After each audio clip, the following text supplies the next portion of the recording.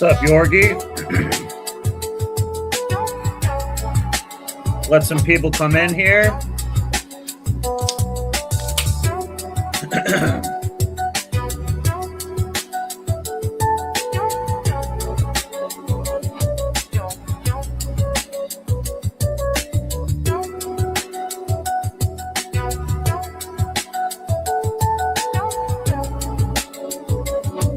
Doing all right. Did some work today. Delivered some cut some firewood. Delivered it basically.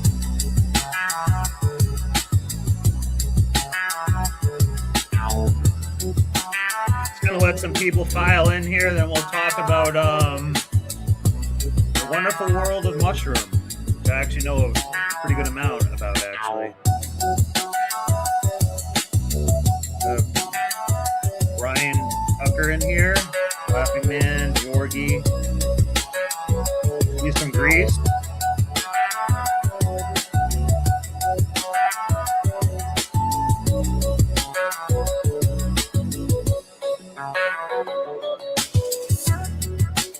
Yeah, take your time on the drawing, man.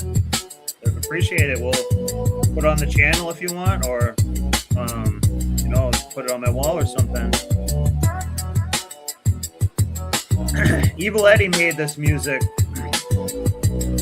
I'm just kind of using it as like a sort of a waiting room music a little bit, let people come in here.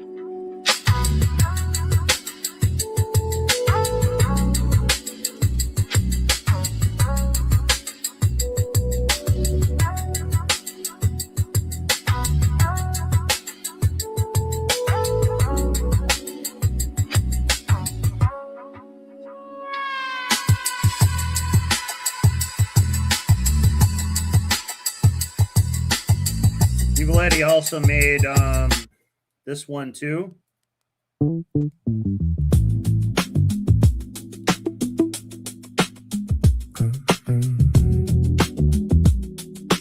Culture is the operating system. Invisible. So make sure to check out Evil Eddie's channel, and he made some really cool music. He's made like once a week for me pretty much, and I actually do use them and listen to them and enjoy them. So what I want to talk about today tonight is mushrooms, and I might even start doing a I have a, just to show you, actually let me show you something really quickly here, because I'm going to start incorporating herbs and mushrooms and stuff into the channel, reviews on them, talking about them, where to find them in the woods and stuff like that. So let me just share this. Herbs Healing Insights, this one I think here. So I didn't name. Yeah. So let me see if I can show you. Yeah. So I have other stuff about mushrooms on this channel, various mushrooms, and I'm not just talking about like tripping mushrooms. So I want to start incorporating some herbs and mushrooms into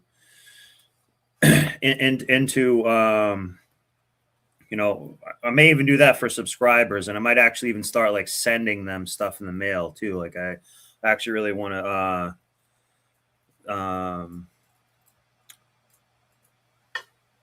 get a little bit more into that.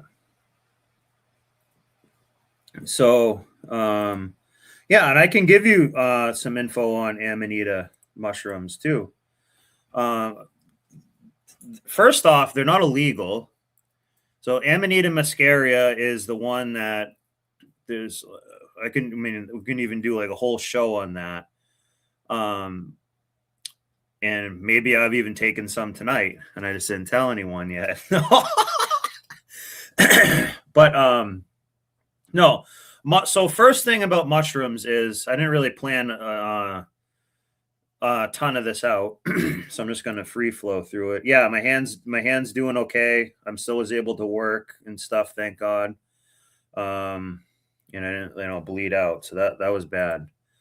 Uh, so the first thing about mushrooms is number one, mushrooms are its own entire kingdom. So there's the plant kingdom, there's the animal kingdom, but then mushrooms are actually its own entire kingdom. And we don't really know. Mushrooms have kind of their own intelligence. We don't even know how many types there are, and they're very powerful.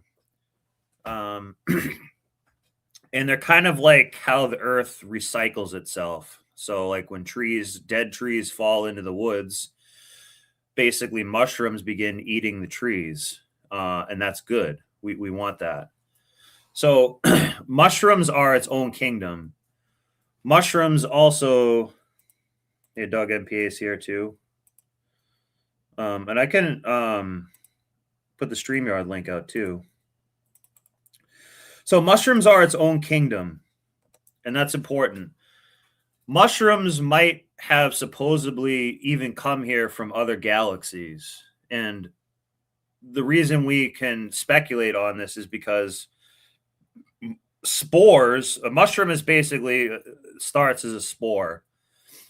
And that spore basically keeps like multiplying itself over and over and over and over and over and over and over and over again to make what we see here in this picture here is this is called like a fruiting body, but that's only like 10% of the mushroom. Most of it's really all underground, and the underground part, the mycelium, they're actually starting to have a lot of theories now that actually is creating its own like literal underground internet. So trees can talk to each other, funguses can talk to each other, plants can talk to each other through what they're calling the Wood Wide Web. www, Wood Wide Web. And it's actually pretty amazing. So they hold a lot of intelligence. The mushrooms too they're going to start using them to do things like eat plastic, to eat oil spills. They can really do a lot of amazing things. I'm going to have to see if I can find it, but mushrooms have its own intelligence too. So Japan's a small island, okay? And they're having a problem with its like subway systems and traffic pattern systems and all that. And one way that they were able to find some solutions for how to remake the highway systems and all that is they actually watched what mushrooms would do. So they almost gave like certain obstacles for the mycelium. So okay, the spaghetti string parts that are below down in the earth. They witnessed that have its own intelligence, and that's actually what they used to start to like do some of their traffic patterns and things like this. So they're really amazing. They're also something that's not talked about a lot in the West because they want you to think every mushroom is completely Alice in Wonderland. It's evil. Every mushroom means you're on a psychedelic trip, and that's the extent of it. And it's dangerous, and you should be that might kill you. That's going to kill you. Whereas if you go to other places in the world, they'll go mushroom picking with their family and cook them up at night, and it's really nice. So mushrooms are like I said, it's its own kingdom, and we barely know much about them at all. They are very sustainable, very medicinal, and they can withhold a lot for the mind too. I don't want to just talk about psychedelic mushrooms this entire time. I want to talk about actually other mushrooms. So the mushrooms they're very like you can grow mushrooms at your home very easily, and that's why they don't really like you to talk about them a lot because they're very good sustainable food stores. They're very healthy, good for you, pretty easy to cook. They taste good, and they're there's something that if we have this idea of a victory garden and all this stuff like, oh, you should grow something at home. Mushrooms you can grow like in your own apartment, and I'm talking like edible mushrooms. You can grow them very easily, and they're really good for you. You can have them almost at any meal, and they're really powerful. So um in the West, we when we think of mushrooms, we always think of tripping hippies and stuff like that. And yeah, there is some truth to that. But now, like, people are starting to see that they're not very. So they can be dangerous. All psychedelic drugs can be dangerous because you can blast open your mind, and you're not ready for it and stuff like that, and you can really go crazy with it. But for the most part, they're not like addictive. People don't get addicted to these things like crack and stuff like that. It's just very it has its own like I don't know, leveling system, I guess. You just can't really get addicted to it. So we'll watch like a little video on this, and then I will elaborate more on it as well. .com/SciShow Psych to start streaming thousands of documentaries and nonfiction TV or magic mushroom. So this is going to be about magic mushrooms part of it. So I don't want to like we'll play this video just for the sense of completing the video, but I want to talk about some other ones. Yeah. Morel mushrooms are really tasty mushroom. They grow off of ash tree stumps. So mushrooms are a thing. It's actually very satisfying to go get some of your own mushrooms off a tree or however you're doing, and go home and cook them up. It really is actually pretty satisfying, and it's free. Things, even LSD, aka acid, is still derived from a fungi, essentially. Same with mescaline. And again, other mushrooms can do this as well. You just don't feel like you're tripping. So part of why people do these, do things like microdose, and the tech guys are taking these mushrooms and stuff like that. It's because it can, with the right intention, it can change the paradigm on how you think. And it changes the paradigm on how you could think or view something, because parts of the brain that don't normally talk to each other can get to talk to each other. And that can be a very profound thing. Oftentimes, it's usually something bad coming up for somebody. They suppressed something their whole life, and they didn't want to deal with it. So that ends up coming up, and it can, be very uncomfortable for them. But a lot of times that's why people are using these for a creative edge, because they're like, if I have other parts of my brain speaking to each other, or I can, look at things a different way, or alter my state. So if I'm looking at if I'm looking at a problem, and I've been, looking at it the past 50 days, and I tried, 50 different things on it, and I wasn't really getting anywhere, that there comes a point where you change the paradigm. You have to alter your state, alter the way you look at it. So instead of me looking at the problem, I don't know. I examined the problem 360 degrees around the problem, but now I can view the problem from above the entire problem, like a helicopter view, or drone type view. That's what these can do. That's what they can offer. That's what I want you to think of it as. Or taking psilocybin. This is a tool. These are tools. These are perceptual tools. I've been studying this stuff since the 50s and 60s. There's many books on it. They just, big pharma doesn't like this. They get pissed about it and stuff like that. So, but I want you guys to understand this is not just about tripping on mushrooms. This is about, so one of the other popular mushrooms is called lion's mane mushroom, which I'll get some pictures of that up. Again, it's tasty. You can go cook it up. They use it as basically a kind of tastes like crab meat. They actually use it as like a crab meat or lobster substitute, and it tastes just like it. It's like they're really good. And that can basically, I'm trying to remember the acronym, whatever the fuck that is, like NDS. It's like basically it can make brain cells start to grow stronger connections, help to basically combat Alzheimer's and things like that. And I'm sure he'll probably get into that here. And oftentimes, what the like they're not really quite talking about. Yeah, and Captain Palsy, like mushrooms is its entire own kingdom. It's not the planet, it's not the animal kingdom, and it's not the plant kingdom. It's its own entire thing.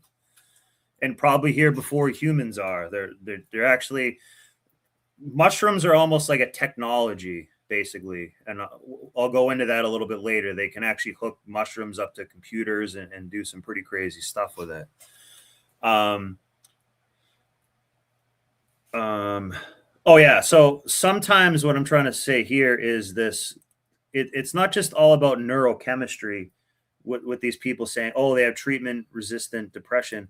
Sometimes they need to see something to have an experience to change how they look at something.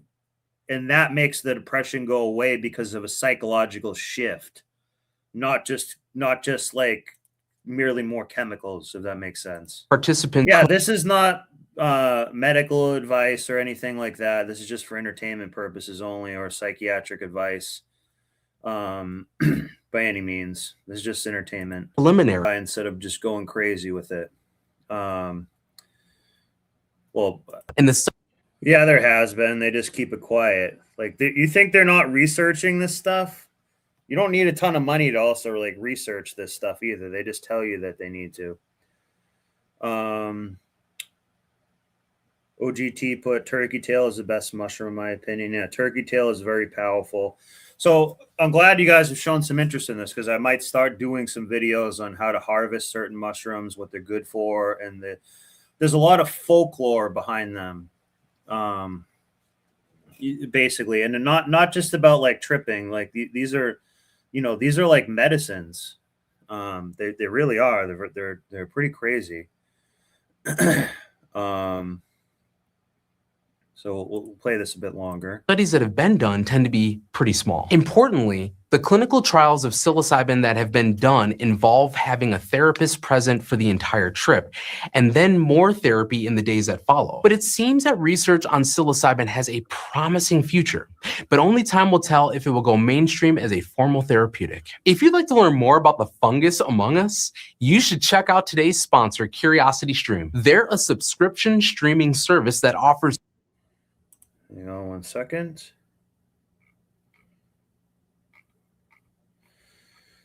So I'm trying to find, I didn't really do any show prep for this, but I'm trying to find where they used reishi mushrooms to figure out how to make like the highways. It's pretty amazing.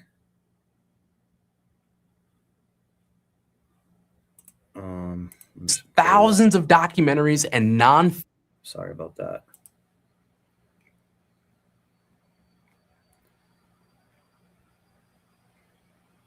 And we'll watch what it does in the body.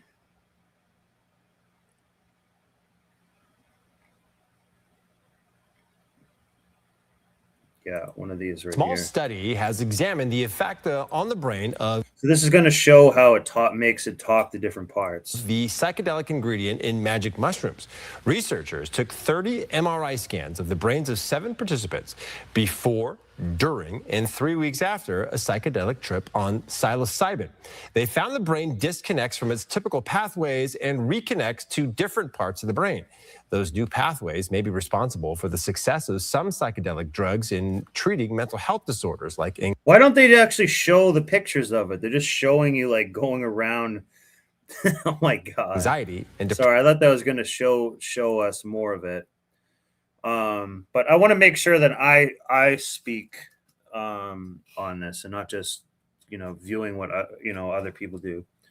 Let's go through some chats here. Back in 1990, we used to pick magic mushrooms in Clearwater on a cow farm. Yeah, that's probably a really good source of getting them.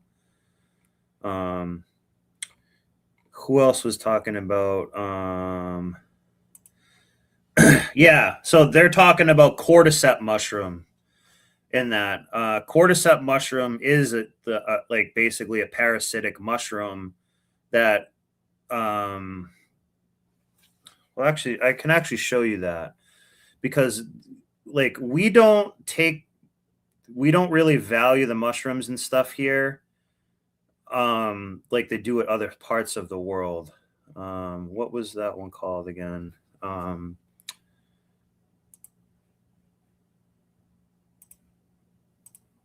Cordyceps mushroom.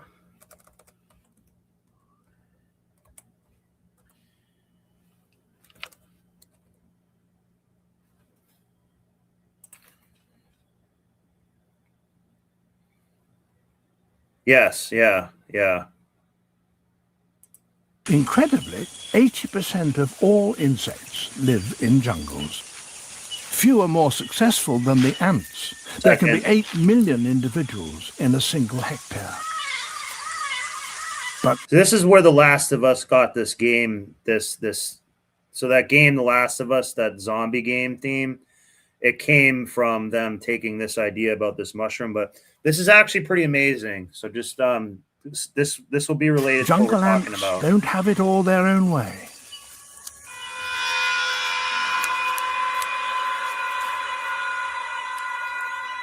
These bullet ants are showing some worrying symptoms. Spores from a parasitic fungus called cordyceps have infiltrated their bodies and their minds.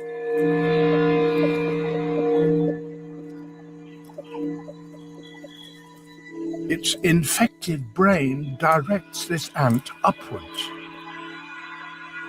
Then, utterly disorientated, it grips a stem with its mandibles. Those afflicted that are discovered by the workers are quickly taken away and dumped far away from the colony. It seems extreme, but this is the reason why. Like something out of science fiction, the fruiting body of the cordyceps erupts from the ant's head.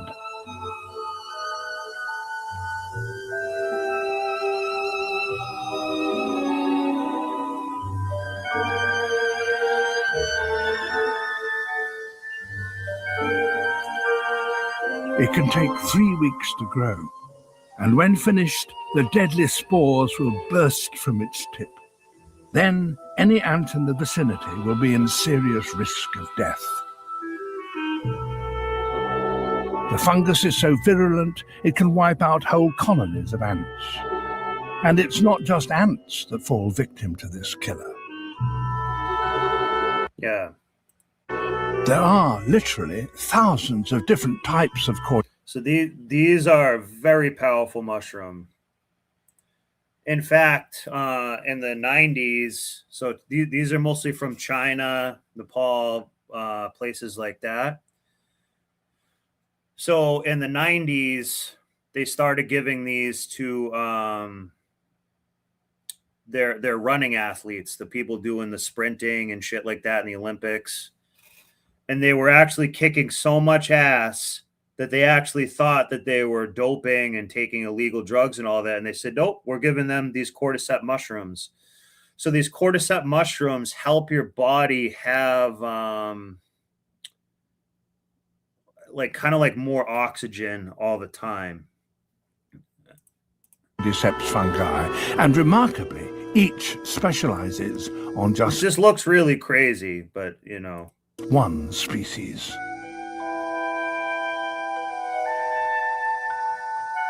Those are like crazy powerful. And that's another thing about mushrooms too. They are a recycler. So they're, you know, in this case, it's actually eating a, you know, an insect, which is, you know, this is an extreme case, but usually it's a piece of wood. You know, they're eating old wood. They're helping, you know, clean the woods. It's actually it's parasitic, but it's also symbiotic.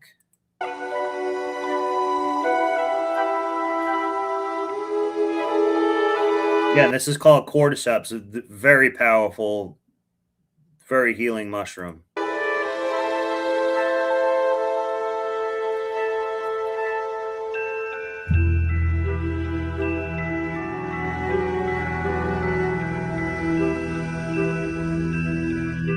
That took over like a moth or something.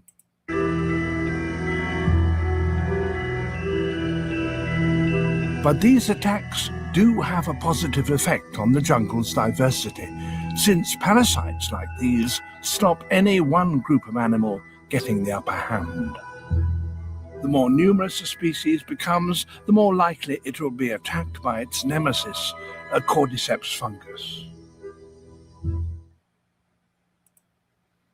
Oops. Oops, sorry. So yeah, cordyceps is a very powerful mushroom. I would encourage you guys to start taking supplements with these mushrooms, or better yet, eating them. Tomorrow, I'm going to go to a basically kind of like a Chinese specialty store, and I'm going to get a whole bunch of them. And I get a lot from the woods myself too. The last time I actually had some of chaga mushroom, and I gave it to a customer, and it actually like helped like heal his eyesight. So these mushrooms are one of the most powerful things that you've not really heard of. Hang on a second.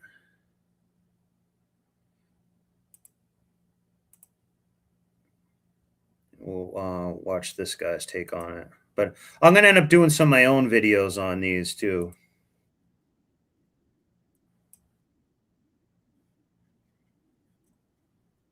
2,000 years ago in the Chiangmai. In a second, let me go back.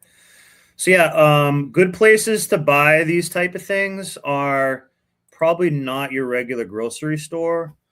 Try to go to like a if you're in a bigger city, try to go to these like Chinese food supply places. That's where you get a lot of really good herbs and teas and medicines and things like that for really cheap. And they don't have a lot of the GMO red 40 dog shit that's in like all the slop that we normally eat. It's poison. So these things can help combat that, but they can really like improve your life quite a bit. Like just if you started taking that cordyceps mushroom, you're just gonna feel more alive. Your body just has more. I think it helps it produce more ATP, which is like like cellular energy. It really helps you just live a more robust life. The reishi mushroom was first discovered by Chinese healers more than 2,000 years ago in the Chiangmai Mountains. Healers believed that the reishi mushroom had potent anti-aging properties, and it has long... And I'm going to show you some reishi mushrooms and how to get it off a tree, and show you how to do this too. Been used as a talisman of luck, healing, and wellness in the Chinese culture. Ancient Chinese text refers to the mushroom as an elixir of immortality and note secret locations where the fungus was thought to grow. When we skip forward a few thousand years, the reishi mushroom is still being used by doctors in China and many Asian countries for its amazing healing properties And slowly, the rest of the world is Parabellum catching on. mushroom. Coming up next, we'll go over Nice one. 4 major health benefits of the reishi mushroom, dosing, and also a few side effects you're going to want to look out for. You're not going to want to miss it.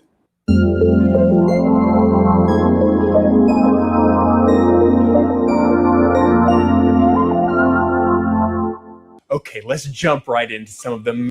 So, also too, I want to say so. Well, I guess I'll end up making some videos on this. Amazing I'll benefits just let him that you'll speak. get from reishi mushrooms. Number 1, reishi mushrooms can boost the immune system. All of the current studies on reishi mushrooms are still in their infancy for modern science, but some test tube studies have shown that reishi can affect the genes and alter inflammation pathways in white blood cells, which are critical parts of your immune system. Natural killer cells, a subtype of white blood cells, fight infection and cancer in the body. And reishi mushrooms can increase their activity also. Number 2, reishi mushrooms have possible anti-cancer property. In a study where 4,000 breast cancer survivors were... So, a lot of mushrooms in general are all very anti-cancer. A lot of times they call cancer like a fungal disease, and sometimes other funguses are the best things. Like similar to how saying fight fire with fire, fight fungus with fungus, and that's a very common theme. So a lot of the reason you don't hear about a lot of mushrooms is they're very anti the big C that ends up killing everybody. These really help combat and prevent it. It's not. It's more of as a preventative thing. But they really can help if you're also taking chemo and stuff. These things can really help mitigate it quite a bit. Interviewed, 59% of them had consumed reishi mushrooms at some point in time during their recovery. Along with breast cancer, reishi mushrooms have been used... And he's wrong. You're not consuming it, eating it. You're consuming it in a tea. Used to help treat prostate cancer, colorectal cancer, and many others with varying degrees of success. Almost all of this research is in its infancy, so definitely use it as an addition to therapy and not your entire therapy. In cancer, just like a bacterial or viral infection, your white blood cells are going to come into play, and all the benefits for your white blood cells that we already went over are also going to help your body in fighting that cancer away or keeping cancer at bay. And you want to know why it's the white blood cells? Because the black blood cells showed up late. Number 3, reishi mushrooms can help with stress and anxiety. Stress, the plague of the modern world. So when he's talking about they help with stress and whatnot, what does he mean by that? It's like with so many demands. I'll tell you what, so a lot of mushrooms and certain herbs, but we find a high concentration of them in mushrooms. They're called an adaptogen. An adaptogen is something that will basically help your body when you're under stress or something's out of balance. So if it's too cold out, it'll naturally help your body stay a little warmer. If it's too hot out, it'll help your body run a little bit cooler somehow. If you have too much inflammation in one part of the body, it'll help it. If your kidney's working too hard, it'll make it not work as hard and help the other organs in your body, and so on and so forth. So a lot of the mushrooms, many of them, are considered adaptogens, which is like a very highly prized, very good thing. Like there's almost no situation where an adaptogen would ever hurt you. They're really good. No, they have it with certain herbs are adaptogens too, like ashwagandha, things like this. But probably mushrooms contain some of the most of it. On our time these days, from working to raising children, caring for parents and elders, and keeping up with the deluge of global information from countless media. She has a huge Ethiopian head. Look at this. Media sources. You have a huge head. There's just me. coupled with our detachment from the natural circadian rhythms, That's a huge head. thanks to electricity. Oh, they knew that would keep us up as soon as the first home got electricity. Reishi mushrooms are what we would call an adaptogen. They help us grow Yeah. stronger in the face of stress, hence the name, because they help us to adapt. The goal is to give us a little bit of an edge so we can accept the stress will always be there, sometimes mild, sometimes catastrophic, sometimes negative, sometimes positive, sometimes real, sometimes perceived, sometimes voluntary. Okay, this guy's kind of getting a little nuts here. Mushrooms. So they must be broken down in order to be consumed. And my, oh my, when you put them in a tea, the taste is one of the most bitter things you'll ever experience. Good, yeah, good. So that's another thing too. When it comes to mushrooms, herbs, teas, and everything like that, we have such a Western thing, like, oh, it's got to be sweet and taste good, and we'll add sugar in it. Your brain and taste buds have way more receptors for bitter than they do sweet, and that's to help you live. Bitters are a class of herbs; they're their own thing. Bitters are that's why medicine tastes bitter. It's medicine. It helps. It's a digester. It helps you digest things. It helps break things down. It helps kill shit. It's a bitter. Bitters are good. We've programmed our minds to be like, oh, we need things that taste like sweet and candy and high fructose corn syrup, red 40 slop. No. You want things that taste like bitter. If you're having these medicinal teas, you want it to taste bitter. That's good. It's supposed to do that. It's a classification of herbs called bitters. That's what they do. That's good. That's what you want. We have things so like crazy ass backwards. This bitterness leads to the most common side Eventually, you'll like some of that bitter taste, effect, which is nausea and upset stomach, which is reported at twice the rate when compared to placebo. Downside number 2, the side effects when taking the mushroom as a supplement seem to vary based on the dosage. Yeah, we don't need to go too much into him there.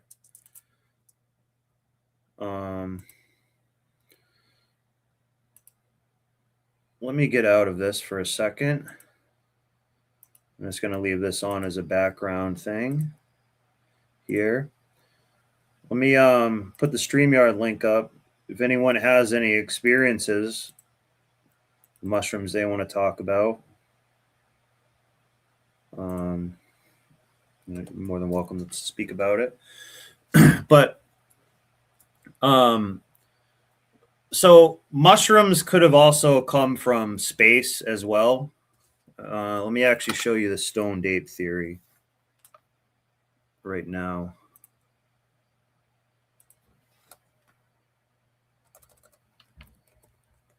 Stoned ape theory.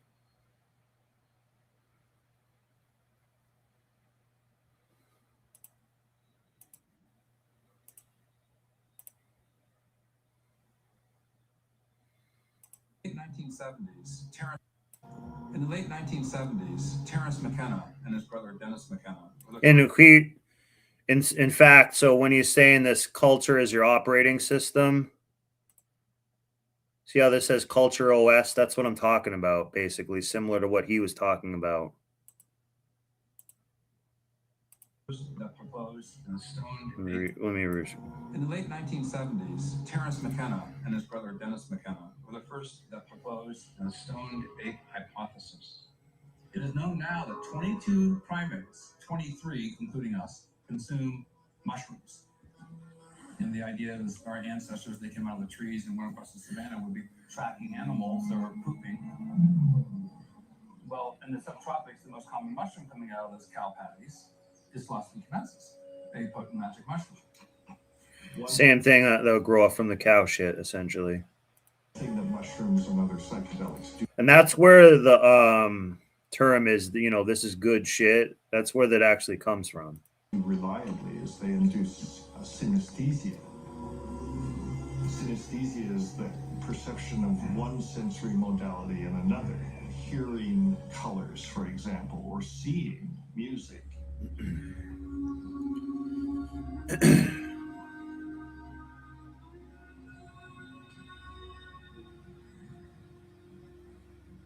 You have these profound experiences, and you have to put yourself in their. So I've never had anything like that happen when I've taken stuff like this, but I have been able to think outside the box or think about something very deeply.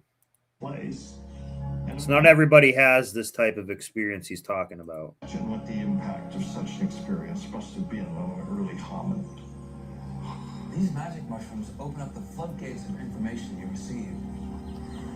Basically, you can think of it as a contact fluid between the synapses within the brain. Wow, what a competitive advantage, especially if you're working with the geometry of weapons or having to put together something that will give you a better chance of survival. The fact that this happened not once, not twice, but millions upon millions of times over millions of years is a very plausible explanation for the tripling of the brain 2 million years ago. It's not so simple to say that they ate psilocybin mushrooms and suddenly the brain mutated. I think it's more complex than that, but I think it was a factor. It was like a software to program this neurologically modern hardware to think, to have cognition, to have That's Terence McKenna's brother. language. Because language is essentially synesthesia. Language is an association with inherently meaningless sound, except that it's associated with a complex of meaning. A great deal of the brain's real estate, you might say, is devoted to the generation and or the comprehension of language. Those neural structures are not found in our ancestors. That's the human trait, to have so much physiology devoted to generating and understanding language. And that's a reflection of evolutionary events that made us what we are.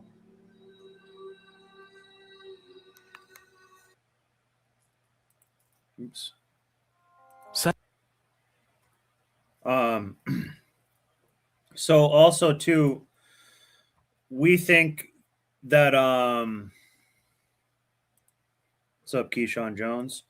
So another thing too about the mushrooms is how they can be basically another technology from somewhere else. Spores can survive in space. So in other words, like there could be these spores from, billions of miles away, and they could just and they can just survive in space for basically almost forever. So all it has to do is come down to our atmosphere somehow or get on a meteor or something like that. And then you have that shit all over the place here, basically. So it's very plausible that some mushrooms have come from other planets and things like that. It's one of the only things that it's actually one of the only possible things that could come from another planet. Maybe we'll actually watch this other stoned ape theory right here too. Psychedelic research has experienced somewhat of a renaissance in recent years. I think that's thanks to Joe Rogan's Try Anything Well, actually, I don't want to I don't want to copy what someone else has been doing. Hang on one second. And I'm going to show you culture is your operating system one more time so you can see why they're using these. Culture is your operating system.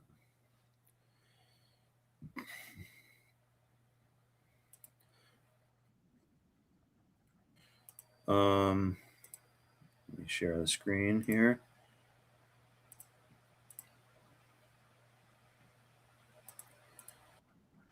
Let me fast forward it to the important part here.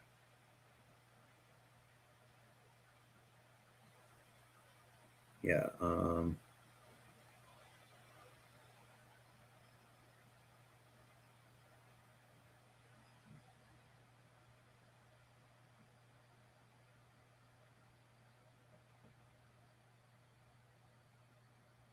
think it's right about here.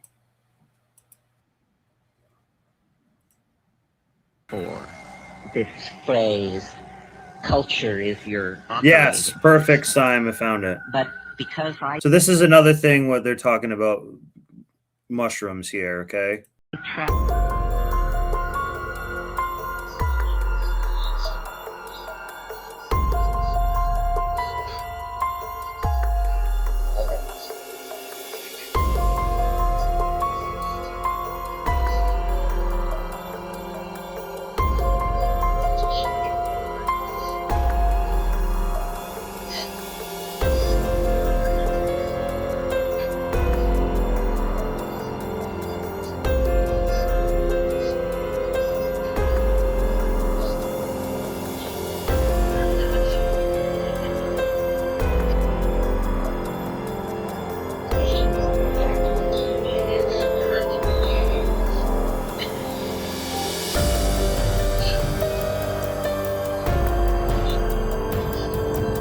So it makes sense.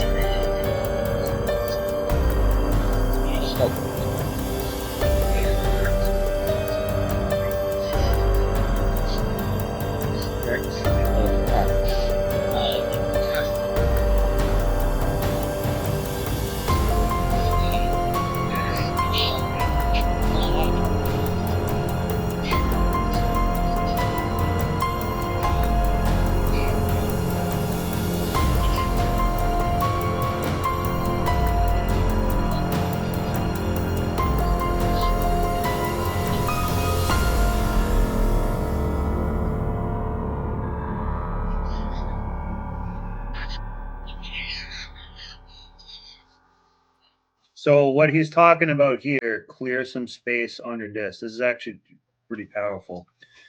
That's what he's saying the mushrooms do. They will delete some space on the disk. That's, you know, Kim Kardashian, Taylor Swift, school programming bullshit, just, you know, stupid shit. The wheels on the bus go around and just a bunch of nonsense, and just delete it. Delete that space off the hard drive of your mind. But when you delete stuff like that, you are left with a more primitive kind of caveman way of being. And a lot of people are starting to realize, like, wait a minute, this is actually pretty powerful because it's not corrupted. It's not hijacked and hacked by a bunch of modern day bullshit. So it can actually be very powerful to do this, and let him explain a little longer why that is. But this has to do with mushrooms. And again, like, there are other mushrooms that also help strengthen all these connections once you kind of rebuilt it, I guess. The best way to do this is probably with a pharmacological agent. And he's talking about mushrooms. He has to hint at it. You think of some while I have a drink of water.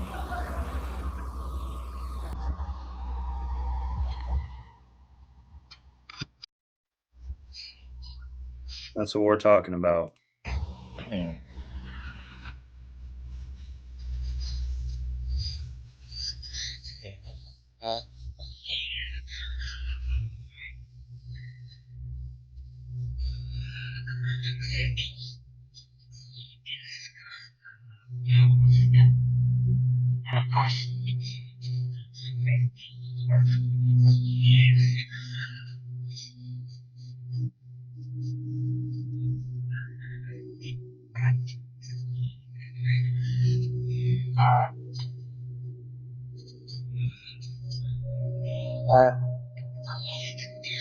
Again, this is not medical advice, or I'm not suggesting you do this either.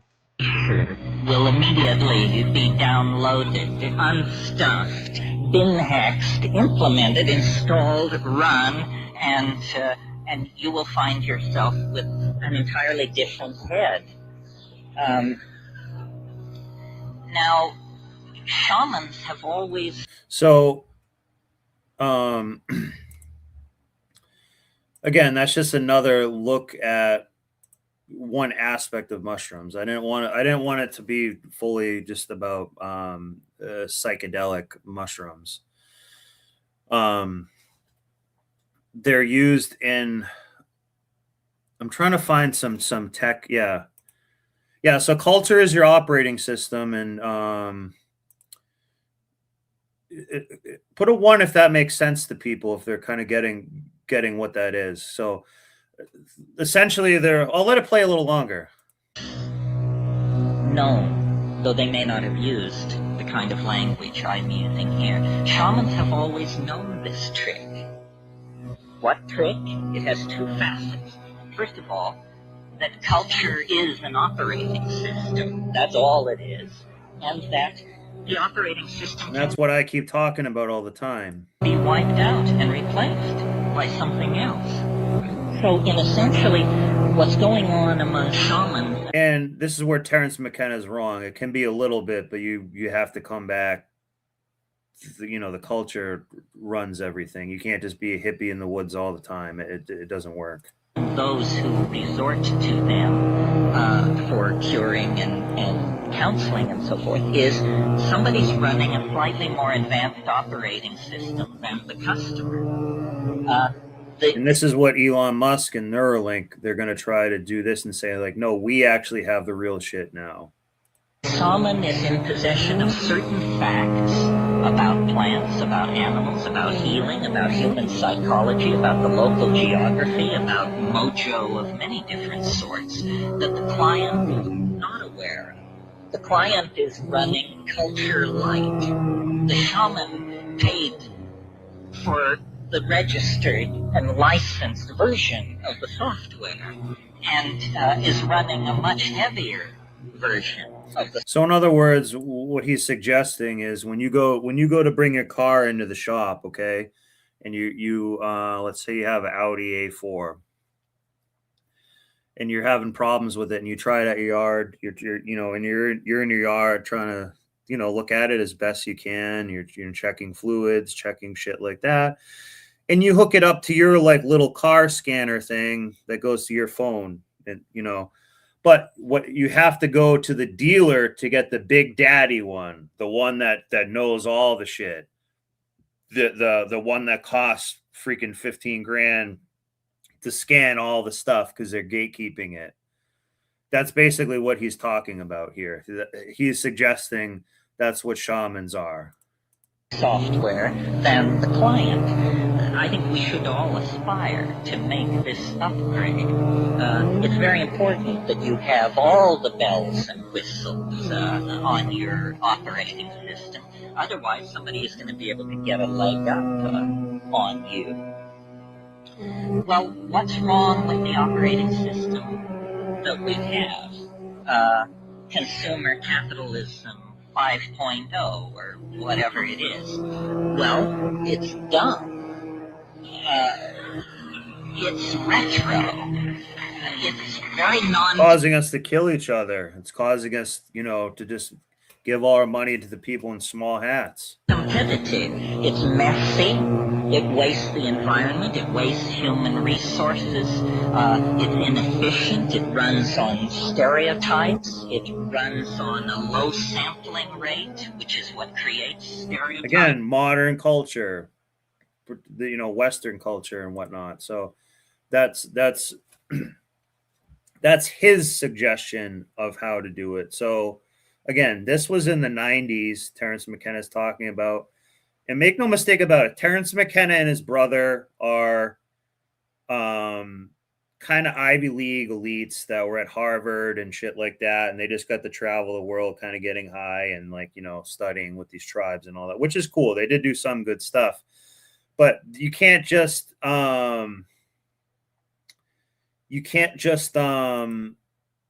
fully check out and live like a nomad in the woods. I just don't, it sounds nice, but you kind of do have to live within the culture that we live in, because it's so developed basically. And they're not just going to let you live in the woods without paying tax and shit like that. So that you're not really going to get that.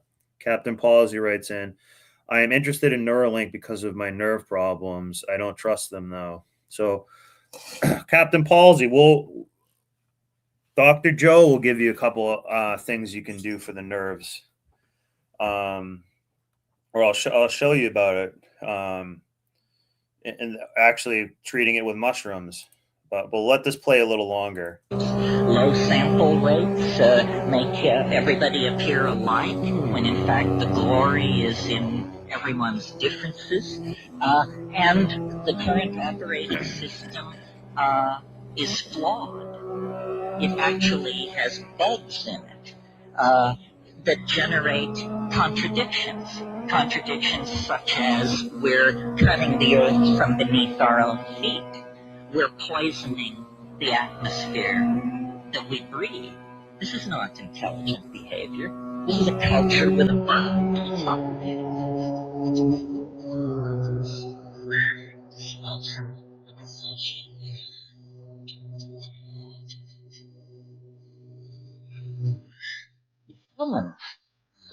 Now you got to be careful with that because there's a bunch of women in California saying they're a shaman and all this stuff.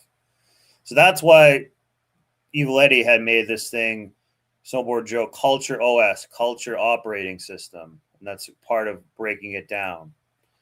Okay, Captain Palsy. So the nerve protocol thing. So let me actually get that up for you.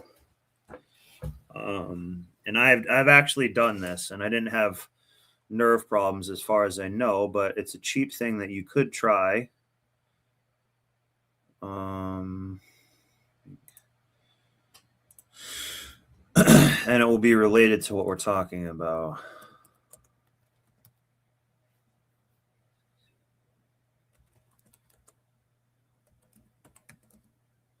Microdose protocol.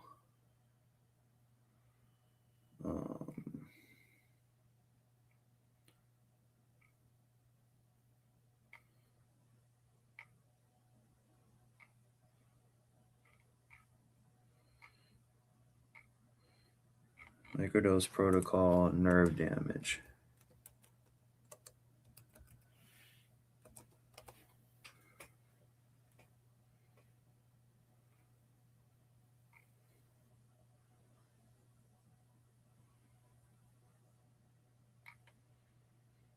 Hang on a second.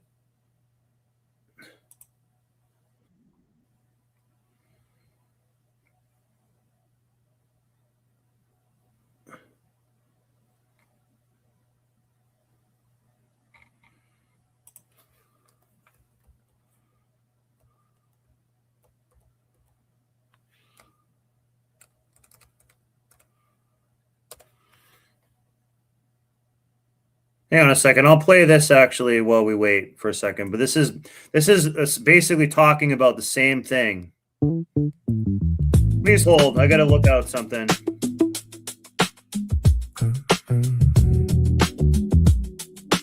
Culture is the operating system. I'm still here. I just got to look for something that I'm trying to Invisible find. architecture. Silent instruction set. Running underneath civilization.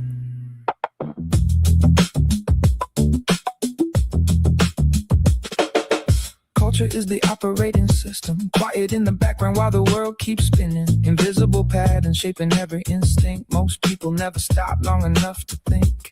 Fashion, language, fear, ambition. Passed down like software with every tradition.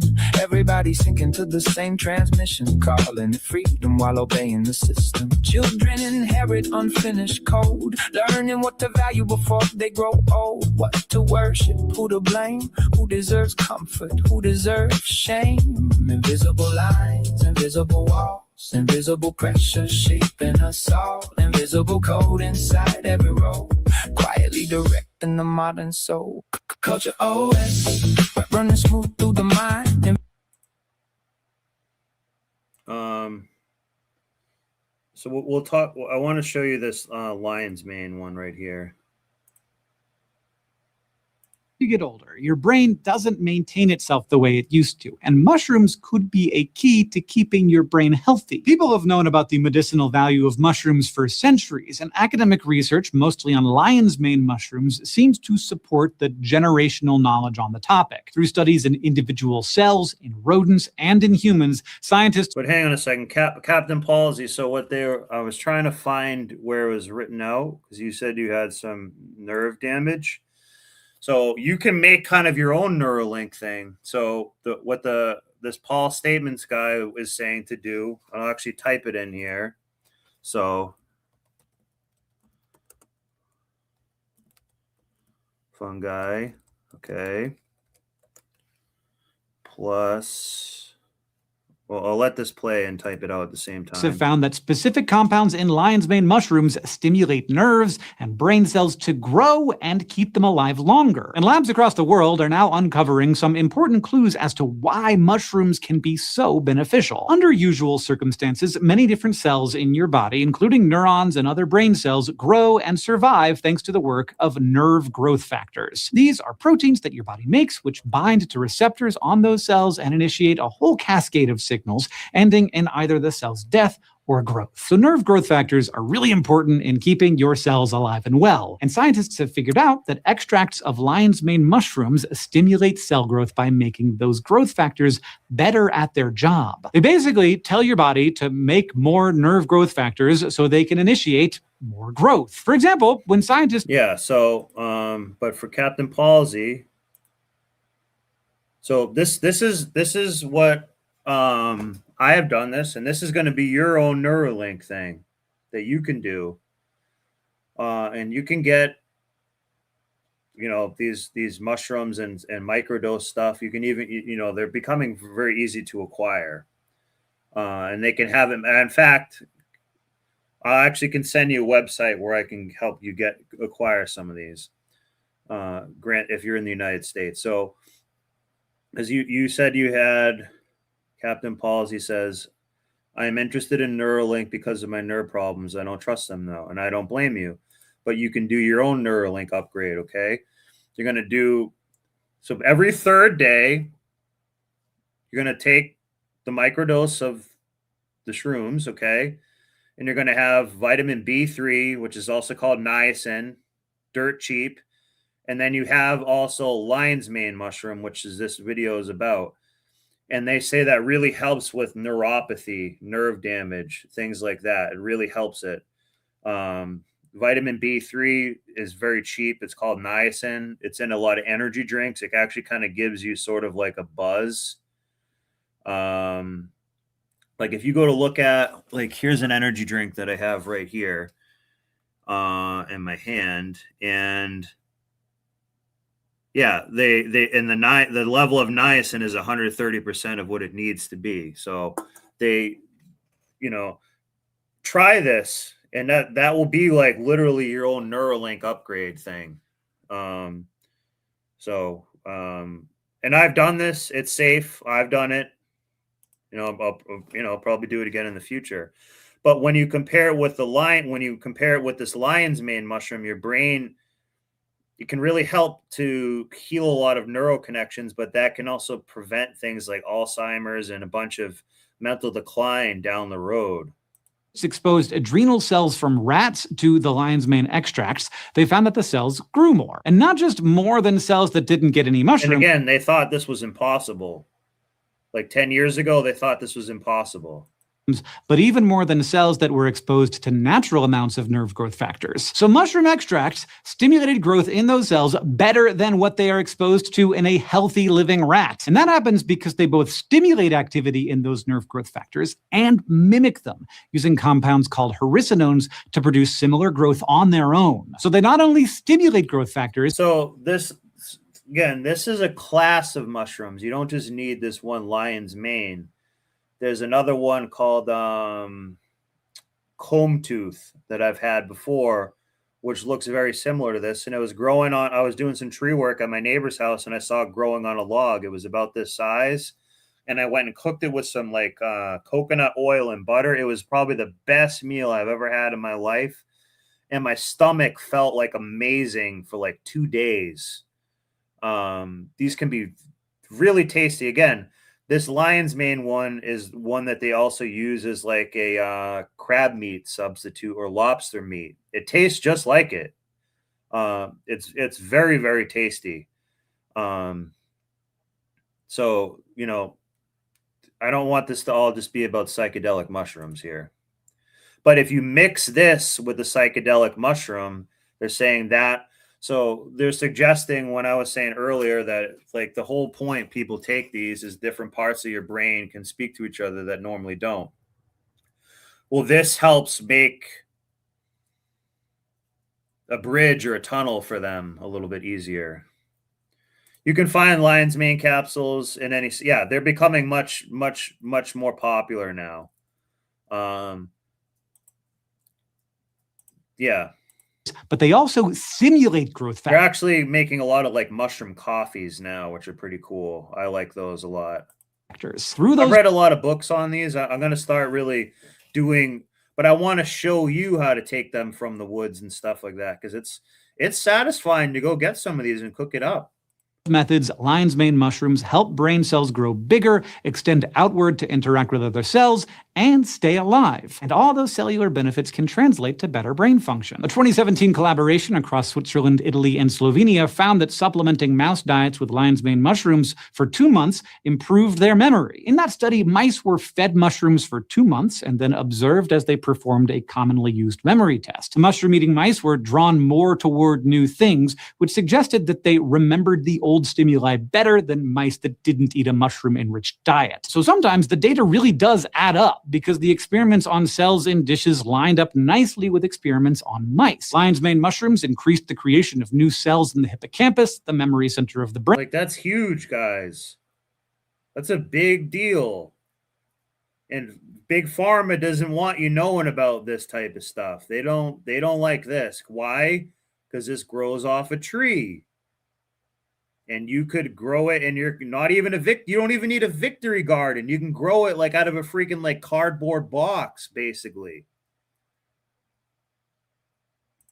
And improved memory. So those new cells again, I want to reiterate, mushrooms are its own kingdom. It's not animal, it's not plants. So you're not like killing shit, you know.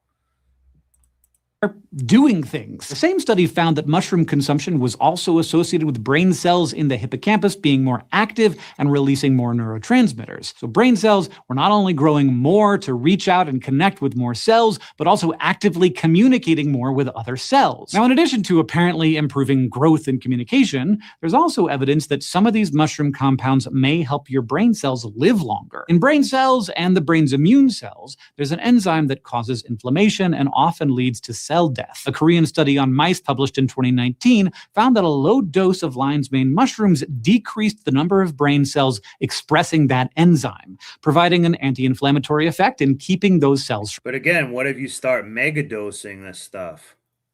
From dying. That effect comes from a different set of mushroom compounds called aranacines, which initiate another cascade of signals that reduces inflammation. So some cellular studies are pointing to hericenones, and some rodent studies are suggesting aranacines are the mushroom compounds to thank for improved brain cell function and memory. But what happens in us humans? Well, the mushrooms seem to provide similar benefits to us, but scientists aren't quite sure which compounds are creating those effects. In a 2019 Japanese study, people who took mushroom powder 4 times a day for 12 weeks scored higher on a memory test than the placebo group and higher than they had scored before taking the supplements. And the growth factors that were so critical in cellular experiments are also deficient in people diagnosed with Alzheimer's. Yeah, this is what I was saying. It can help prevent a lot of that. Imagine, you know, if you're taking this imagine if you have kids and you get them taking this their whole life, you can really do a lot of prevention.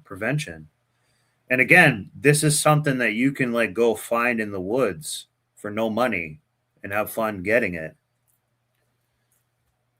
Liberty Caps definitely knows about mushrooms. Yeah, mycology is endlessly fascinating. I need to get back into my boomer is a street term for shrooms. I used to every season. Our creator has provided everything we need. Sadly, people perish for lack of knowledge. Yeah. Yeah. Well, these things do explore a lot of inner space. You know, they're very powerful. Liberty caps. I'm sure you can find line. Yeah. Yeah. Yep, you can. Disease. So there may be some important implications for this research. So that kind of covers that. So also, I want to just, this is just the broad thing on mushrooms here. You know, then I'll start to now that I got some feedback, I'll make some more videos on this type of thing. Thousands of tons, lives for thousands of years. And it might be right beneath your feet right now. Some fungi turn insects into mindless zombies. That's the cordyceps one that I was talking about. And again, that mushroom was so powerful, they thought it was a steroid in the 90s for runners. It particularly helps with like leg cramps and things like that too. Yeah. Yeah, you can join in if you'd like. I'm put the StreamYard link up. Omni's a friend of the show. He's helped me with a bunch of stuff along the way in the channel and everything. Zombies. Others feed on raw radiation. Yes, yeah. So mushrooms can eat some radiation. They can also be used to eat oil and plastics as well. One is capable of firing its spores as fast as a speeding bullet. Welcome to the kingdom of fungi, the strangest life forms on the planet. Scientists estimate there are 5 million species, yet... And again, they probably lived here before us and will outlive us. So, like, this is, you know, some pretty crazy stuff. Humanity has studied only about 100,000 of them. Let's count down the most unique mushrooms in the world. Stick around. You definitely weren't taught this in biology class. Yep, yeah. Chaga is the only video I have done on mushrooms so far, and chaga is kind of a weird one. But I'll do this next week one on reishi mushroom and some of the lore about it, how I use it, a couple other things like that. But chaga mushroom is cool. And I might start doing something where if we do a membership thing, I might actually start. I have to see how I can do that, but I might personally be able to send you some chaga mushroom and some of these other teas. And like, I kind of want to do a subscription thing where I actually send you shit. I'm going to send stickers, maybe some of these medicinal mushrooms. Like, you know, I can't send illegal things, obviously. And I don't know if I can send certain things to Canada and whatnot, but I might try to actually do some unique stuff in that area. But chaga mushroom is one thing that I can send people for sure. Ultimate lifesaver. And it's rare. It's like, you know, I'm giving something good here. It's not just some bullshit. We have two contenders here. First up, yeast, the invisible engine of civilization. Let's start with something in everyone's kitchen that we rarely think of as a fungus. Yes, yeast is a single-celled fungus, and it literally helped shape civilization. Without these microscopic organisms, humanity wouldn't have bread, beer, or wine. Today, scientists use yeast in some of the world's most important genetic research. Fun fact, yeast was one of humanity's first pets. People in ancient Egypt and Mesopotamia learned to use them 8,000 years ago, compared to horses, which weren't domesticated until about 6,000 years ago. And of course, we can't forget that fungi gave humanity antibiotics, perhaps the greatest medical discovery of the... Yeah, the only mushrooms I'm going to be pointing out are ones that I fully know of. And like, so when it comes to mushrooms, generally I'm only going to be showing you ones that grow on a tree. So that eliminates, you know, quite a bit of them. So the only ones that I show you will be like blatantly obvious. 20th century. And I'm not giving you like medical advice or anything. It's just for entertainment. That has to be up to you. In 1928, Alexander Fleming accidentally noticed that ordinary green mold, penicillium, produced a substance that killed surrounding bacteria. That was the birth of penicillin. Before this, a simple infection could be a death sentence. Pneumonia, sepsis, tuberculosis. And I'm pretty sure not penicillin, but and Red Door will probably know this, that amoxicillin was found by native people, and because anytime they had like a cut or something, they would kind of like stand at like a swamp or pond and put some of that like muck on there, that clay, and that had sort of like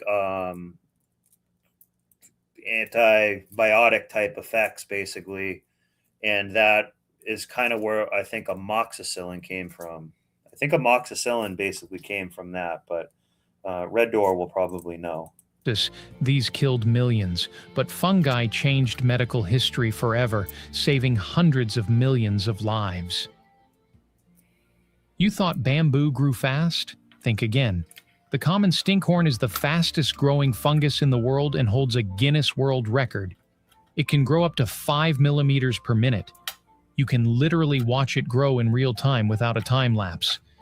The secret? It doesn't build itself from scratch. It rapidly pumps its pre-formed cells with water, literally inflating like a balloon in just a few hours. Fair warning though, a mature stinkhorn doesn't exactly smell like roses. It reeks of rotting meat to attract flies, which then carry away its spores. The speed champion, Pylobolus. If the stinkhorn is fast-growing, this guy is the king of speed. Meet Pylobolus, or the dung cannon. It lives on herbivore manure, and to survive, it needs to launch its spores as far away as possible onto clean grass. To do this, it builds up massive water pressure and fires its spore cap with an acceleration of... See how these are almost like technologies that we don't know all about yet? Over 20,000 times Earth's gravity. Like these have intelligence. That's what I'm saying. These are a form of intelligence.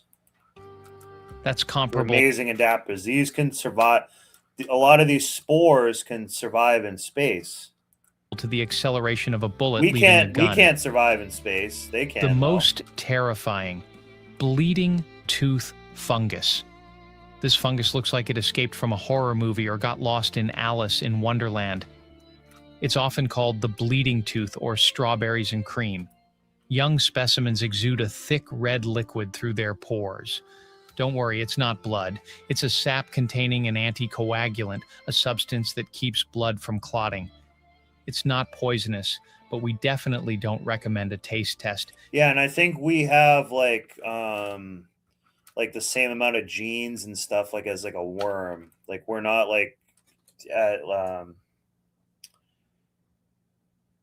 I'm pretty sure it's the same amount of genes, but like we're not as, I mean, we are an amazing thing, but so there's a lot of other things in God's creation that are just so complex. Like we don't know shit really. We don't know anything. It is notoriously bitter. The most beautiful neon glow mushroom. If you've seen the movie Avatar, you remember the glowing jungles of Pandora. Earth has its own version. Mycena chlorophyll glows in the dark thanks to bioluminescence, a chemical reaction involving luciferin just like in fireflies. During the rainy season in Japan and... Did you say luciferin? That's interesting because they're saying, I don't know if it's Greek or something, but they're saying Lucifer means like light bringer. I think that's what they're saying here too.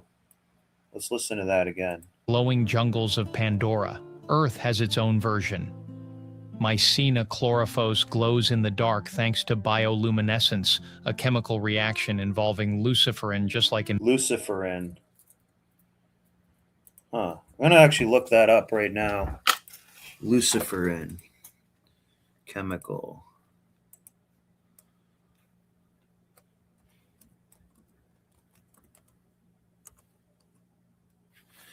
Luciferin chemical.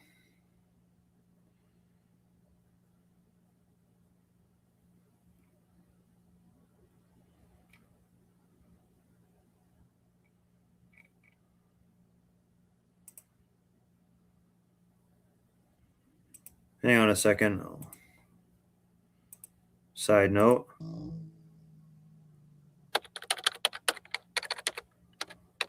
What is luciferin and how does it make fungi glow? Have you ever wandered through a dark forest and noticed mushrooms glowing eerily in the night? This captivating phenomenon is due to a special molecule called luciferin. So, what exactly is luciferin, and how does it make fungi glow? Luciferin is the key light-producing substance in bioluminescent fungi. When fungi utilize luciferin, it undergoes a chemical reaction that is catalyzed by an enzyme known as luciferase. This reaction involves oxygen combining with luciferin, creating a high-energy intermediate. As this intermediate breaks down, it releases light. The light emitted is often a striking green, and it can last 4 days, creating that enchanting glow we see in some mushrooms. I don't think I've personally seen that.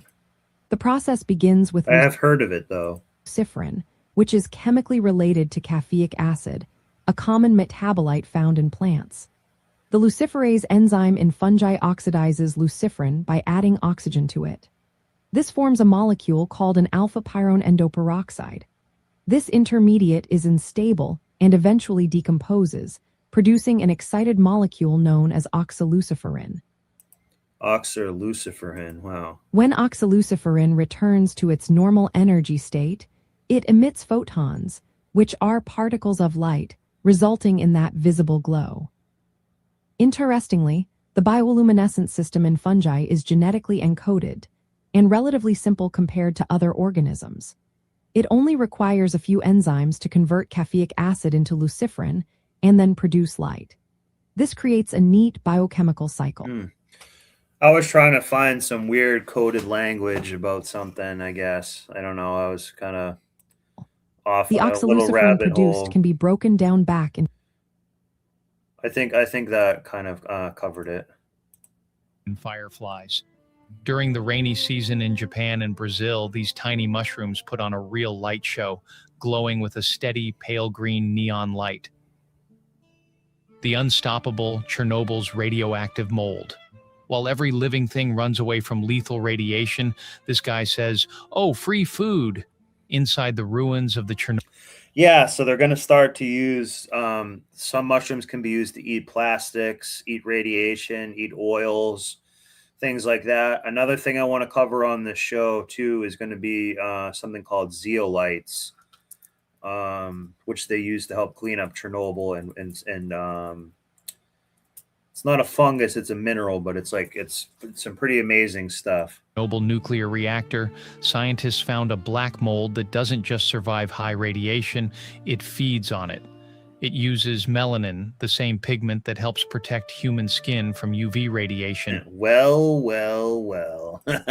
To convert gamma radiation into chemical energy for growth. Scientists are already planning to take it to Mars to grow protective radiation shields for astronauts.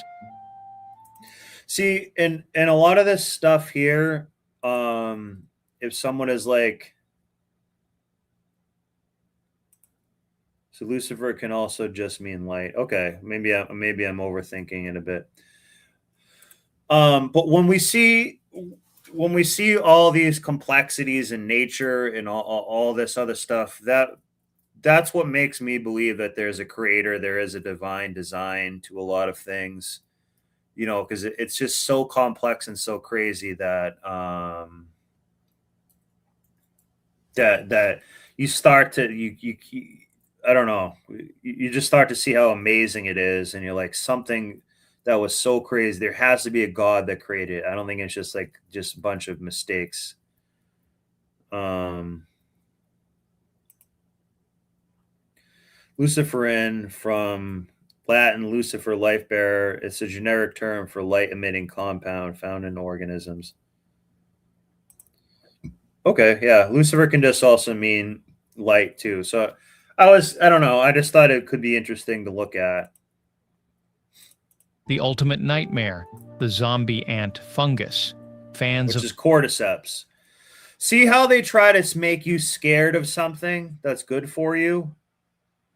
So we went over earlier how this functions and how it's actually very, very healthy for you.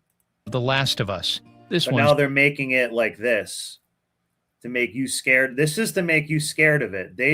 They could have picked any other fungus in the world or anything else, but they wanted you to be scared of it. Why? Because it's very good for you. It's so good for you, they thought in the 90s when they gave it to Chinese athletes and they started winning the Olympics, that they were cheating because it's good for you and helps fight a bunch of diseases and a whole bunch of shit. So, of course, they need to demonize it. They need to demonize it. For you, literal demonizing something. Cordyceps is real. Luckily, it doesn't infect humans yet, but ants aren't so lucky. Once it enters, no, it does affect us. It doesn't, but it's like helping us be stronger and shit. Enters an ant's body. They also think that's like how Sherpas got very strong, is they're ingesting cordyceps. Cordyceps are like very popular among like Nepal and stuff like that. And why are these Sherpas so strong? Because they have more, I think, like red blood cells. They basically, their like blood always has like more oxygen in it. And that's what cordyceps can help you do, is that. The spore takes over its nervous system. But they want you to be scared of all this other nonsense. That's why they made it in that movie. Turning the insect into a literal puppet. The fungus forces the ant to climb to a specific height, lock its jaws onto a leaf, and freeze forever. Then, the cordyceps erupts through the ant's head and showers spores down onto the colony below. It's a real-life zombie apocalypse. There's a lot of money in these guys. There's a lot of money in this. In miniature. Believe it or not. Watch the full episode about cordyceps on our channel. Link in description. The brain booster, lion's mane. This mushroom looks almost alien. And again, it's not just lion's mane. There's a whole like family of ones similar to this. Like a lion's mane. They're all called like coral mushrooms and stuff. But this is what I'm saying, guys. A lot of these, you can even just buy a kit now and you can grow mushrooms in your own apartment. You need to start doing this and getting on the mushrooms, eating them and stuff for your own self-sustainability. But its true value is what it does for humans. Lion's mane is famous for its potential brain-boosting effects. It may stimulate nerve growth factor. In plain English, this fungus helps repair neural connections, improves memory. Yeah. See, so when it grows like this level, that's almost like what the I'll see if I can find a picture of it. What I ate, I just took it off the tree, a dead tree, and ate and literally just went and put it in a cast iron pan with some coconut oil and butter and just ate it, and it was a fantastic meal. So it can look like a piece of coral sometimes too, and that's one they call comb tooth. And may improve focus. Today, it's one of the most popular and legal biohacks in the world. The most expensive, white truffle. This is the white gold of the culinary world. White truffles grow exclusively underground, bonded to tree roots, and they are incredibly difficult to cultivate. I don't have any experience with that. Can only be found by specially trained dogs or pigs following their faint scent. The price for a single kilogram can easily exceed $5,000. At auctions, massive specimens have sold for hundreds of thousands of dollars. And finally, the giant of our list. Yeah, this is in the Pacific Northwest. If you thought the blue whale was the biggest organism, get ready for a shock. In the forests of Oregon lives the dark honey fungus. What we see on the surface are just tiny mushrooms, but the organism itself is a massive underground network called mycelium. This Oregon monster covers nearly 9 square kilometers, about 1,600 football fields. It weighs thousands of tons and is estimated to be between 2,400 and 8,000 years old, making it one of the oldest living things on our planet. That is the hidden, incredible kingdom of fungi. They feed us, they heal us, they can control the minds of insects, and they can thrive in the heart of a nuclear disaster. Yeah, it's their own kingdom. They're going to outlive us. They were here before us. They're very adaptable. We barely even know much about it. Fungi were among the very first organisms to move from water onto land. Yep. In fact, scientists believe that without fungi, plants wouldn't have colonized land nearly as successfully. Watch the full episode about fungi on our channel, link in the description. Oops. We'll actually check this one out right here. Bread, alcohol, cheese, antibiotics that have saved millions of lives, fertile soil where plants grow, an invisible network beneath every forest connecting the roots of trees. All of this is the work of the same organisms, fungi. Their diversity is astonishing. Scientists estimate that up to 5 million species of fungi may exist on Earth, but humanity has described only about 100,000. Think about how crazy that is. Think of that untapped potential. They live in soil, in water, in the air. And, you know, if they did find some type of cure to cancer or something like that, you think they're going to give it to you? No, they're going to make you like pay like a subscription for it. Air and even inside other organisms. They shape ecosystems, recycle dead matter, and help plants grow. They are everywhere, right now, and you don't even notice them. Despite all their benefits, fungi can easily kill you, but without them, you probably wouldn't exist at all. But let's start from the beginning. Welcome to they're really important for forests. the kingdom of fungi. For a long time, people didn't even know where to place fungi. Since ancient Greece, all living things were divided into two categories, plants and animals. Later, scientists fungi its own kingdom. Added a third kingdom for microscopic single-celled organisms. And fungi, for a long time, they were simply considered primitive plants. Only in the 20th century did it become clear how unique they are. In 1969, fungi were finally classified as a separate kingdom. So what makes fungi so special? Plants get their energy from sunlight. They use photosynthesis to create food from light, water, and carbon dioxide. But fungi don't.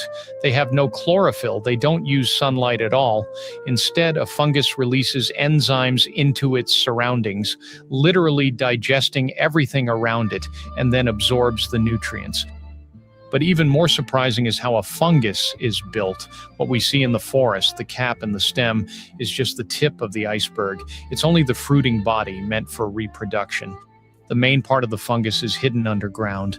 There lies the mycelium, a vast network of microscopic... So that is what people are suggesting is like an underground internet. That trees can talk to each other through roots in a series of these linked up mycelium networks that link with the roots in the ground and everything like that. They believe that trees can talk to each other, that they can communicate with each other. I don't know if it's through vibrations or quite how that works, but they are connected to the earth like that. And they can measure basically electrical impulses. There's even actually some machines that you can hook up a mushroom to and actually will like play like beats. I'll see if I can find that. Threads right called now. hyphae. These threads can spread for tens or even hundreds of meters. This network exists beneath every forest, and its scale is almost impossible to imagine. In just 1 gram of forest soil, there can be several kilometers of fungal threads. They connect tree roots into massive networks. Through them, plants can exchange nutrients and even send warning signals. Older trees can feed younger ones, helping them survive in the shade. Scientists call this system the Wood Wide Web, by analogy with the internet. In fact, a forest is not just a collection of trees, it is a single organism. At the molecular level, fungi are full of surprises. Their cells contain... Let me pause this kind of gay video. Look at this right here. This is what I'm talking about. This is one example of what I'm talking about. This is crazy. This is like I'm telling you, this is like its own technology.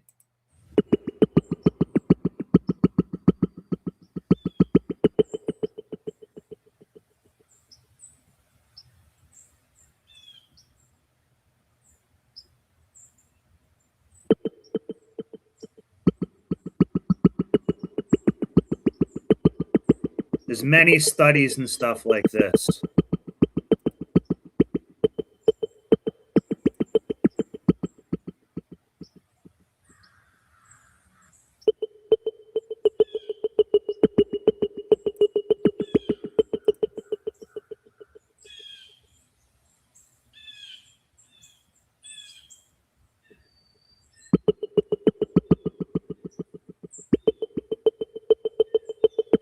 And a lot of times they always will end up playing music like this. And they have other examples of this too that I'll show you.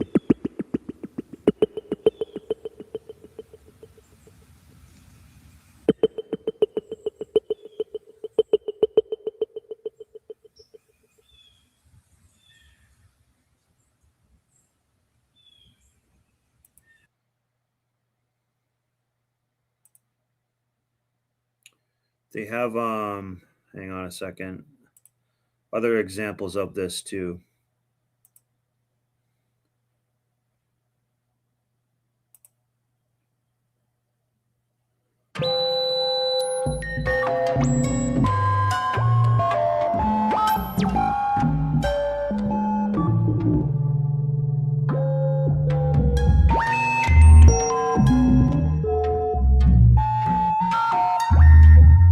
So I don't know too much about that one, but there's a whole like science of this right here.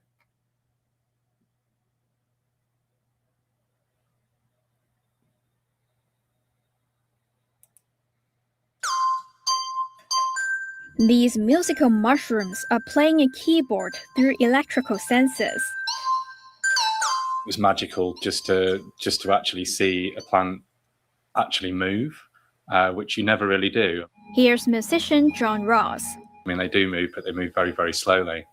And to see it actually move quickly and have arms and start to play an instrument was just absolutely incredible. Ross and Andy Kidd created a band called Bionic and the Wires, which features plants and fungi operating electronic instruments using the power of their... See, they have an intelligence to them. They really do. They have an intelligence to them. Oh, yeah. Hey, I didn't see you there. Hey, man. No, hey, man.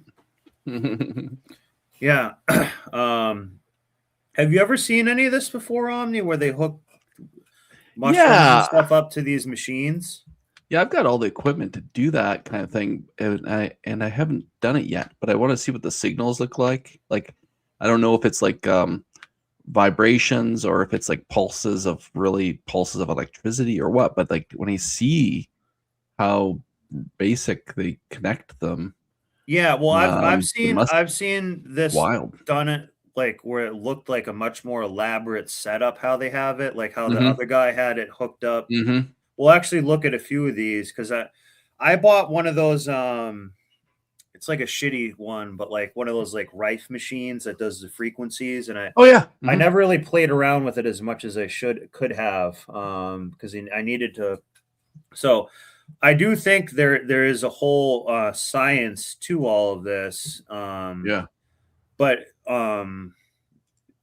got to see a little bit more of how it actually interprets the signals and what it's actually doing. Maybe the guy will go into that a little bit more. Because besides that, it seems a little bit too simple, to be honest. Electrical activity. You know what I mean? Inside a community workshop in Manchester, they're mixing an improvised backing track with their... So this looks like a clamp. Just a simple clamp that's going on there. I don't know if it's trying to measure the soil or see this like this black thing here. I'm not exactly sure what that thing is. Funky fungal bandmates. We connect the plants through some equipment that measures the internal bioelectrical signals in the plant, and that's converted into a music language which is called MIDI, and that is then translated into motor signals, which is how the robotic arms move. The artists believe their creative form of music would change people's perception of plants and fungi. There's a lot of people think that plants are just sort of...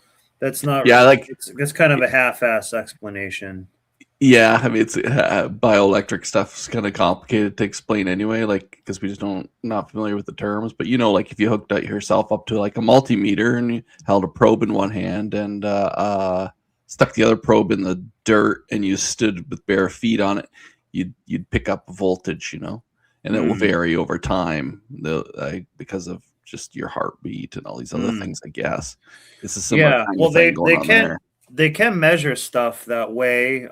So let me just put this up for a second. So I have a doctor that's they're Jehovah's Witnesses actually, but they're a good doctor. I'll say that. And the way that they do stuff is it's you almost have like it looks like it's even maybe from the 60s or some older thing, but they can hook it up to a computer too.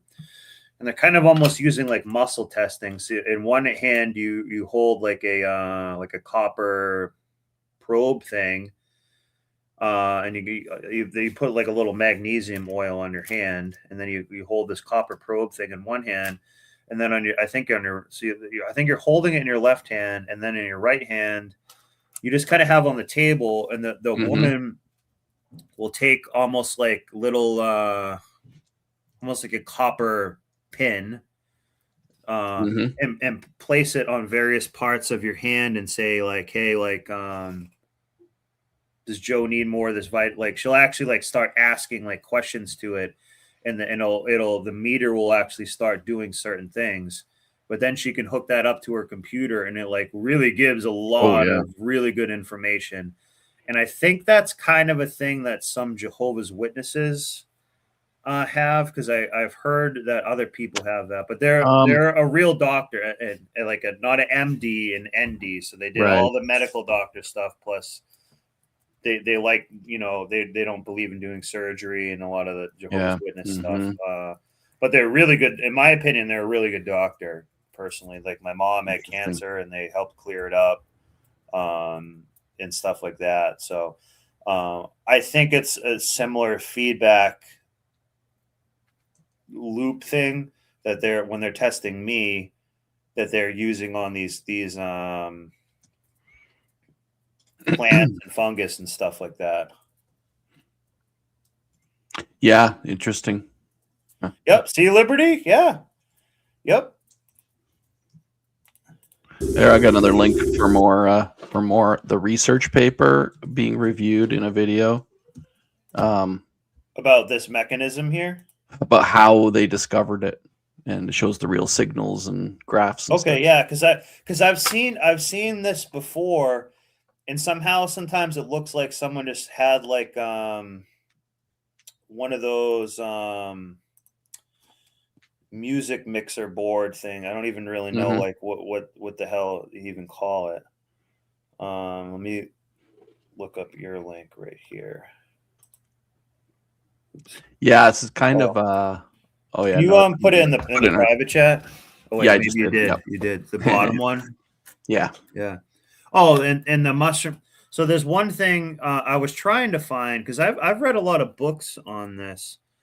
I was trying to find how Japan was actually like they modeled part of their highway systems around how mushrooms took the problem at a smaller scale. Yeah, it was really cool. These organizational factors, it's kind of wild in nature. Yeah, no, it was cool. So this Omni is saying this is about yeah, it's halfway through the video here, but this feedback mechanism. Is this the right one? Yeah, it looks right. Yep. Okay. No, it was right. It was at a good point. But if you want to watch the whole thing, I'll go to 411. Where was that? Yeah, I was just doing it there because he jumped into the paper instead of setting it all up. Okay, yeah. We wonder if they have a language. They seem to have a language, but how do we know? And then he goes into it. Communicating. But can mushrooms create more complex communication? Can they actually create, for example, words or sentences? Well, that's pretty much what this study was trying to discover or trying to figure out. And in this case, it was discovered by using tiny microelectrodes inserted into various areas colonized by various fungi, with the main purpose being looking for electrical activity across 4 types of fungi. Cordyceps militaris. That's the one they told you to be scared of. Phylum commune. Flomulina velutipes, also known as the velvet shank, and Amphilotorus nidiformis, also known as ghost fungus, with all 4 mushrooms exhibiting different types of electrical activity, suggesting slightly different types of communication, or in some sense, So you different can types of maybe stop language. it there for a sec. Sometimes like too, like I've got a whole bunch of these microcontroller boards, like little circuit boards with different chips, and you can plug different connectors onto them. Some will measure, like you have to like send it pulses of digital information, or other ones are like analog ones where they just measure like, the changing temperature, or even the conductive nature of your Humidity skin or changes it. moisture or something. But like in these cases, so they have those electrodes in there. To probably for the researchers, they were more careful than this. But if you weren't careful, and you literally were like touching one of the plants or mushrooms, or you were touching the table, or you were breathing near it, or the sunlight would go changed crazy. while it was shining on it, it would create these weird variations at this level of microvolts that they're trying to measure. Like less than, it's not just a hundredth of a volt, it's like 0.5 of a hundredth of a volt. Yeah. So it's so minute that like you could pick that stuff out of the air. You could get that kind of electricity if you had the right kind of sensor. So it's one of those things where like to turn that into a music signal, which I think they'll go into, or into any kind of other digital Well, maybe signal. put it up like 100 They'll times analyze it. or Yeah. something. Yeah. They'll take it from 1 millivolt. We'll take it up to 100 hertz, or 10 hertz, which you're Yeah, because I've seen these before, and I was wondering how this actually worked, because a lot of times when they hook it up to it, it's like very trippy, almost like kind of like Russian techno type music, to be honest with you. But I think the most intriguing part of the study came from the analysis of all of these different spikes detected from the mushrooms, with each type of a mushroom producing different types of spikes and different types of electrical signals. Some would last for up to 21 hours, with the shortest one being just over 1 hour, with the actual amplitude in terms of voltage being anywhere from 0.03 millivolts up to 2.1 millivolts. But what's really interesting about all of this was that a lot of these spikes were sort of clustered, as in they were produced in chunks. They were produced almost like in what the scientists refer to as wards. With Just even looking at this reminds me of like reading music a little bit. But I mean, that's also Yeah. it's also how they printed it out. But this reminds me of almost like musical notes and whatnot. Yeah, it looks like a player piano, one of those paper reels. Yeah, an automated exactly. piano. Yeah, or even this looks also like the DNA sequencing that you can get for your family history analysis. Where Yeah. they show each chromosome. There's even C8 like chromosomes. Different mushrooms producing different types of words. And this guy's probably from Finland and stuff. Finland and these Scandinavian countries study this a lot more than we do. And at least one of these mushrooms, this one right here, known as Schizophyllum commune, producing 50 different associations of spikes or groups of spikes, or basically 50 different words that were observed and documented by the scientists. And just for fun, the scientists in this paper has also compared these spikes or these words to an average word length in a typical human language, in the process discovering that for many of these mushrooms, the average word length was extremely similar to a word length in English, approximately 5.97. For English, it's about 4.8. And though it doesn't really mean that these are words or this is actually anything similar to human language, the discovery by itself could provide a lot of new opportunities for other scientists to maybe see what's actually happening here after all. In other words, nobody is really suggesting that mushrooms are really talking to each other using. Well, a lot of people are. We just don't quite know the mechanism. They are same with trees. That they definitely are doing that. Similar type. Yeah, and then I mean, he's saying like they're not using English to communicate, but I think also everybody pretty much if that's into nature already understands a pseudo spiritual way of communicating with nature, and that's kind of the stuff that's untapped. Yeah, and it shouldn't be unacknowledged. filtered through English, anyways. English is probably some Right. small hat bullshit, anyways. Well, and you used to, but you used to see like Oh, like sci-fi shows, right? It's like, oh, they come and they happen to know how to speak English, or we go to their planet and they speak English, and it's like, yeah, like there's a type of communication that transcends language, and Yeah. we all know it, but we don't know how to use it, and we can't really interact with it very well. So I think that's part of what we're all kind of trying to figure out if you're on some kind of path of self-discovery. Yeah, well, it would be really, it would probably be like English language would get overwritten and it would be some more type of direct telepathy type of thing where it's more of like not necessarily even a sentence goes into your head, like a whole like concept goes into your head and you just get it right away. Yeah. It's probably more There's- something like that, and that's probably how these Mm. already function. Because they're like, well, why would we want to learn know English? Because that's only like you think about it, that only could like limit You would something think, higher yeah. in a I sense. see You what you know what I mean. mean? It's like it's like distilling it down. Communication or similar words to how we talk. But the Like I said, they're mushrooms have been around a lot longer than us, and they probably will be. So we actually need to consider them more evolved than us in some ways. Yeah, well, vegans, some forms of vegans wouldn't eat them Which is because they're strange. I don't. not considered plants, Hmm. right? Yeah, but you're also not killing an animal too, which is kind of good. the But you don't really actual know connection, what you you guess, don't really yeah. know what it is, whether it's got some sentient to it. I don't know what Yeah. the aspect is there. and the actual signs that we're detecting. There is a little bit of a debate to that because when you're picking the mushrooms and all that, the whole reason they want you to pick them in those like wicker or like weaved boxes. So when you're walking around and you're stomping around through the woods, you're just douching more spores all over the place. So they kind of like want you to handle them and stuff like that. In my opinion. Here are extremely intriguing, and just the fact that there are so many similarities in information processing between different species already sort of implies we need to study this more. And especially because this is somewhat similar to the electrical communication inside a typical neuron of a more complex animal. But I guess one main question being, of course, what exactly are they? Because one could argue that maybe even listening to this type of music is actually healing or something, or it could actually be a form of information, like a download or something like Well, that. You know what I mean? so It that's could actually be interesting. pretty powerful. So there's two things that came to mind. One, they were showing, this neural layout. And like you'd really have to do these electrical experiments, but also spatially map the whole thing out. So you could see if information is moving from one area to another, or if there's clusters, Yeah. kind of like you would do with a brain scan. Yeah.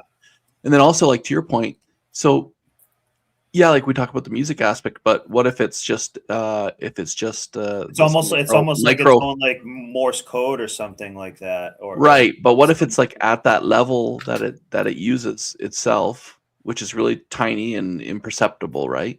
Amount of electricity. Maybe that's the level that is what's healing and stuff. Whereas we, put it through an amplifier and digitally destroy its kind of essence, but make it sound like we try to multiply it. We want it to go through like a megaphone and like blast away disease right away when it might just be a slower process or something. But very subtle might be actually the most powerful thing that we know. I see what you mean, but with like when you get into the Rife machine stuff, right? It's like you got to get the right frequencies, you got to get the right dynamics. Like it's not about just blasting more power through, and it might be like the wrong kind of power anyway. If it could be worse. Yeah, but I would almost make the argument that like I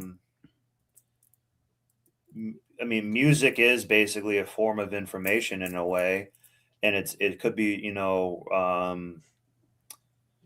different rhythms and stuff like that might have an effect on people. So like listening to these certain things might actually be like good for you in a longer time or something like that. Like, what I mean? And also too, like the times that I've seen it, we'll go look at a few more of these examples, but it usually sounds kind of, in sync, I guess. It doesn't sound like a nail on a Right. chalkboard and then a hammer hitting down at like with no rhythm, I guess. Well, when It you think seems to about it, have like some type of like algorithm, I guess. One could say like, well, that's algorithm of God or something, and this is a representation of it. right, like it looked like, you know, it can be. It's like it's just pulses, and they're held for longer periods of time or not, and that's like keys on a keyboard. Doesn't necessarily mean that you're going up or down the keyboard. It can just mean you're holding it on one at a time or not. And I think that Mhm. chart was showing that there were different Mm-hmm. frequencies doing different things. But Yeah. I forgot Well, where I was going with that. we say that like everything is vibration. So this is like it's vibrational code, I guess. Oh, that was what it was. So Red Door mentioned there, you know, that the trees were considered the standing ones so that they communicate with each other. And that was mostly where this stuff came up first on my horizon, was that even the scientists are believing that the mushrooms are that whatever mycelium networks are being used to communicate between trees. That's the paper to go and look up, the research on that. They're actually fungal networks connecting trees together, and that it seems like they are using that as a way of sending signals between them. I'll have to go find that. But my headset's dying, so I'll have to shut it off in a minute. But Cool. Yeah, I had to step away for a second. yeah, this mycelium networks connecting trees together. Like it's like Yeah, the largest life form on Earth is a mushroom network, fungal network, or something like that. yeah, like it's like half of the Pacific Northwest is like basically like half of it's like a mushroom in a sense, because it's just like it's so intertwined with the forest and everything. Yeah. But there, Not sure what other videos you already saw on it, but there are. Well, I was talking about it, how because I've mostly from reading about it. There's like a German scientist guy who called it the wood wide web, and he's suggesting that trees and everything do talk to each other, but mostly through mycelium. So there's obviously, but the mycelium and the fungus and everything, like in some ways, it's almost like a iceberg. You see. So when we see the top of the mushroom, like that's called like the fruiting body, but a lot of it is just underground, just like spaghetti string roots and shit like that. And it probably gets even more microscopic. So like, if these can hold, if these are doing these measuring these sounds and these electrical signals, that probably means that they're all communicating down below and do like this. This could be, it's almost like its own language, I guess. It's like a form of a language, essentially. If that's the right, I don't know if it's really the right way to say it, but it's almost Well, here form of in this language. video, I just dropped another video if you want to watch it later. But they use like sugars to communicate back and forth or something like that as they touch on it. This is just a kind of a silly little video that BBC. Let's check it out. Yeah. But check it out. Let's look at it right now. Trees may look like solitary individuals, but the ground beneath our feet tells a different story. Trees are secretly talking, trading, and waging war on one another.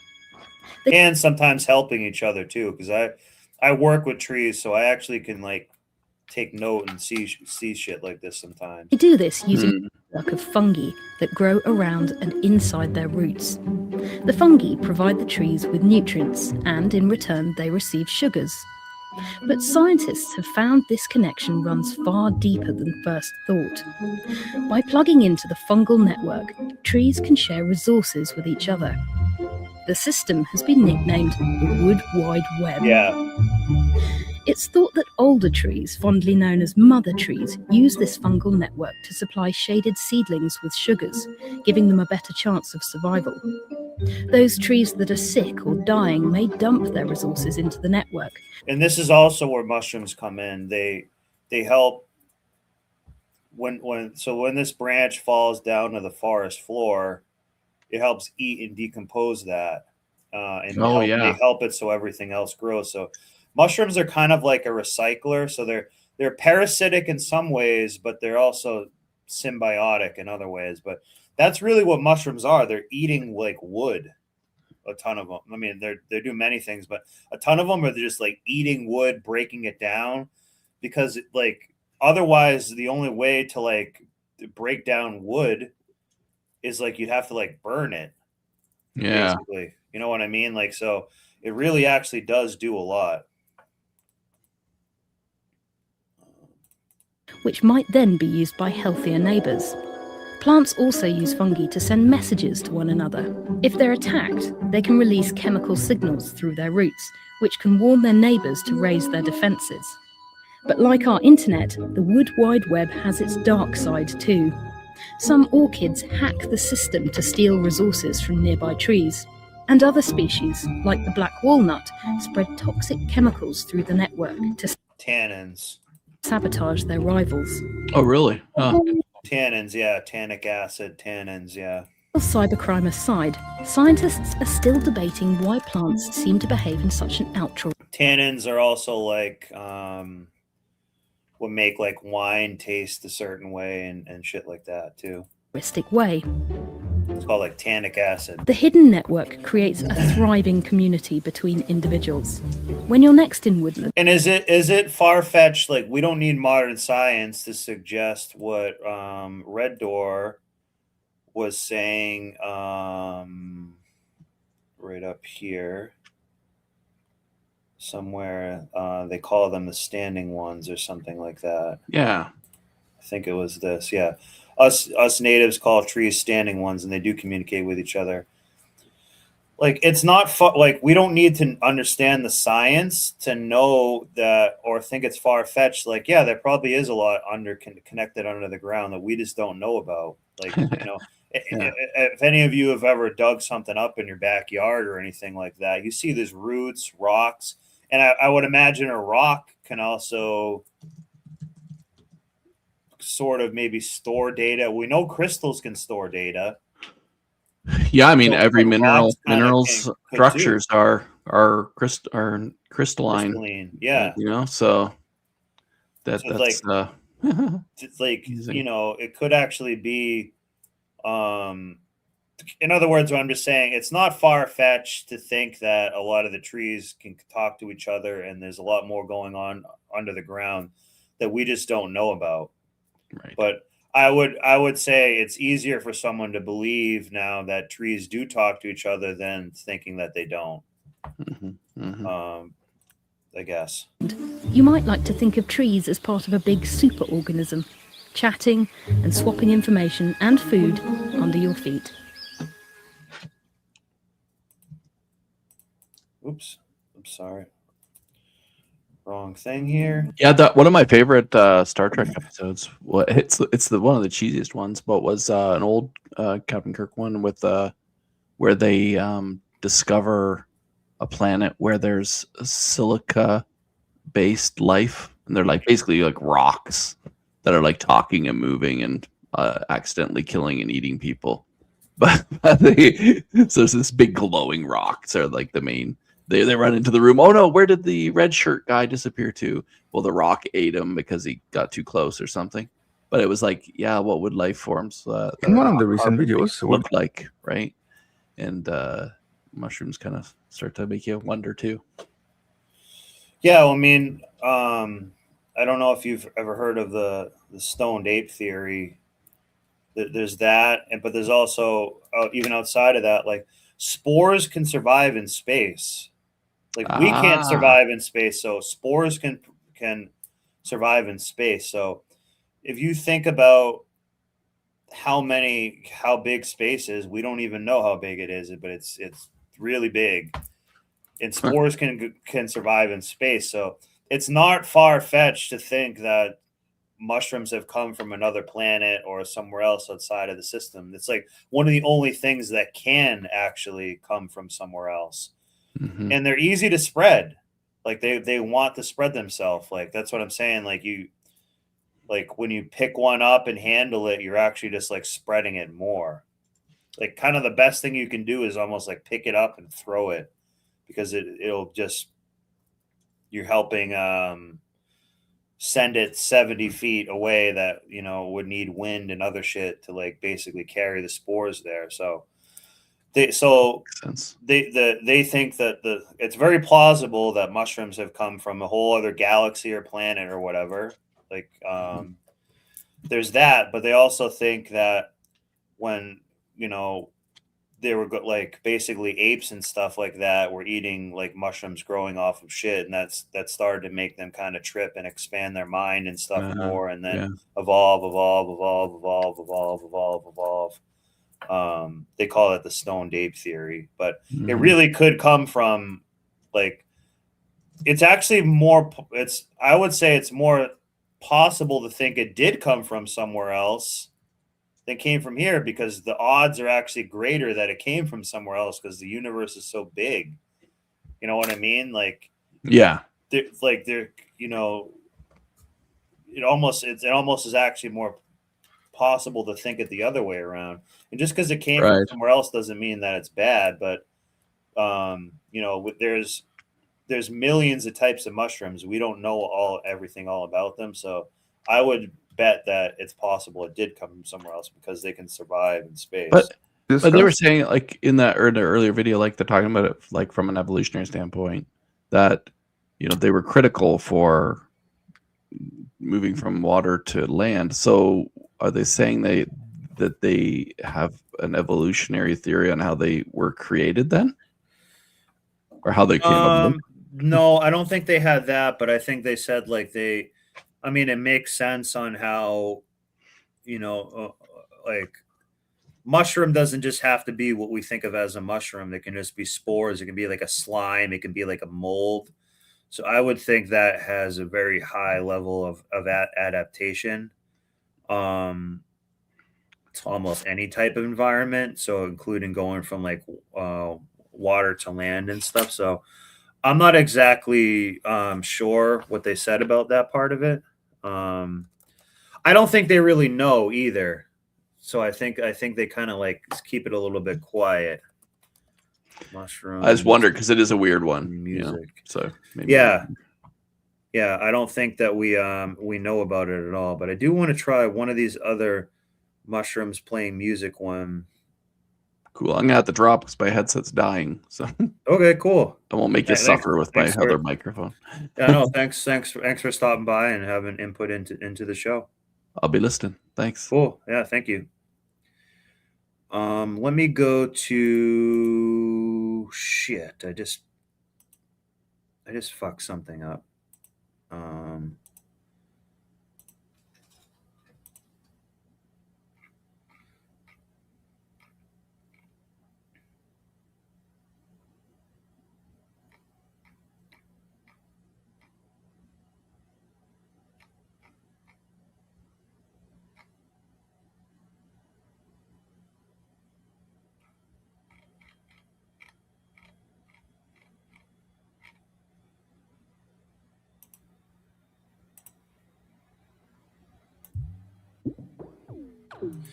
See, and you'll notice it sounds trippy.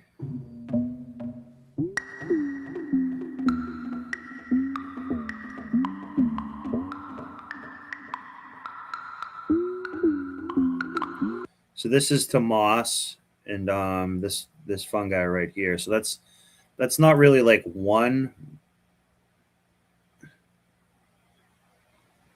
Let me just try one other one. Yeah, this is what I wanted to see right here.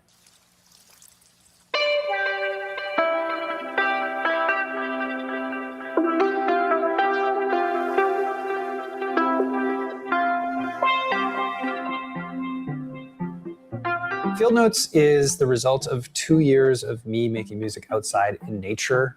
The rough idea is that it combines electromagnetic fields and musical notes. So I'm harnessing the electromagnetic fields and the vibration of the world around us in the form of plant bioelectricity, latent radio waves, field recordings. So that's what he's using to measure to do what he particularly wants.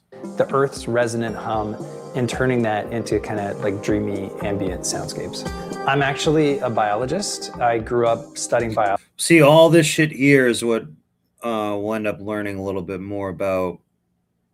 I don't know what this stuff is. And then somehow I ended up doing music for years. And so this is also an opportunity for me to re-engage with my roots as a biologist. And field notes refers to that spirit too, the spirit of being outside in nature and taking notes. I'm most well known for making plant music, for making mushroom music, and that's how people on the internet know me. But I've actually been an artist for a really long time. And so this album is kind of a combination of a bunch of different ideas. There's some plant music where I'm actually plugging into plants. I think I made music. See, so I don't know if this is positive or negative or how he does this. With a papaya and a tiger lily on this record. But there's also music that I made with just inspiration from the natural world. So almost all of these songs were made outside in nature. And again, I don't know how much he edits it and stuff like that, but I would imagine that this music is probably better for you than Cardi B slop and shit like that.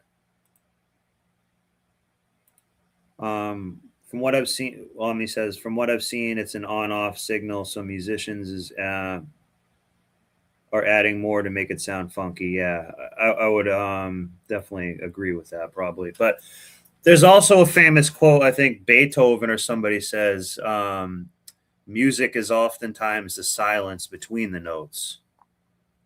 So you can say that too. But if you can imagine the difference between playing a harpsichord versus an electric guitar, but from the same sheet of music, yeah.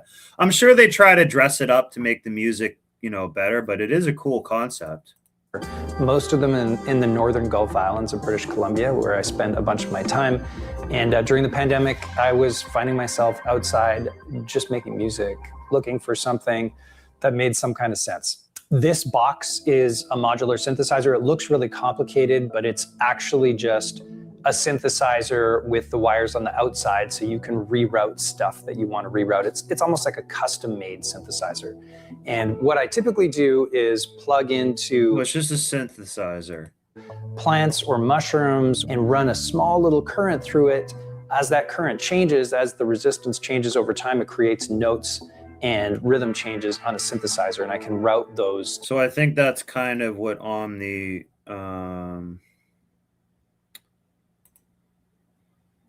yeah, music is a silence between notes, but like what he said here, from what I've seen, it's an on-off signal, so musicians are adding more to make it sound funky, yeah. Changes to any synthesizer I want. I use a lot of this synthesizer, the Teenage Engineering OP1. I love the Prophet 6. I love the Moog Voyager. I love the Juno 106. Most of the music I make starts off as a collaboration. It's really fun to just be outside making music with no constraints. There's no grid. I don't know what key we're going to be in. I don't know how long the composition is going to be. Sometimes I'm recording for like 3 hours and I'll just pick the best 2 or 3 minutes to turn into a song. I really like this unguided, totally creative approach to making music that doesn't involve a whole lot of foresight. So almost everything was made live, and then typically I'll take stuff back into the studio and mix it and rearrange it and look for interesting things. Sometimes I'll take little sections and loop them. So there's an element of studio production, but everything starts off with a live session. So he's dressing it up a lot, which I don't have any problem with that.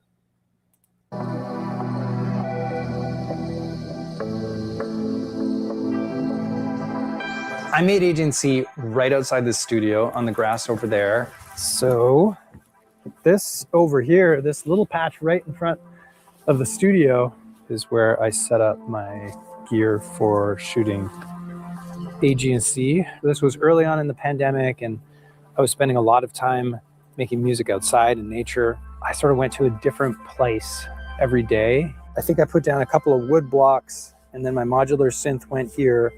And there was something about that morning that was just really Yeah. special. I think it really captured. Yeah, no, this guy is he's dressing it up, adding stuff, tweaking it. This is not pure scientific feedback. What we were looking at before, the one where it was like hitting those like drums, that seemed to be not fucked with at all. So we'll go back and take a look at that compared to this. This guy could be making it like worse. The brightness and the coming to He life. probably is just trying to make it all like about himself. And the excitement and the hope and the inspiration of spring. I was using a couple of guitar pedals with a really simple synthesizer pattern. Just kind of got lucky with this collection of sounds that to me sounded a lot like waves. And so there was something about that combination of sounds that really made me think and draw inspiration from this kind of classic Japanese environmental music album called AG&C. So this little patch here is where I worked with the Tiger Lilies, which was the first single off of this record during the middle of the summer. This guy kind of sucks. Let me go back and I want to see this shit. Because this seems like it's the most raw, unedited form of any bullshit right here. This is probably better than the shit he made.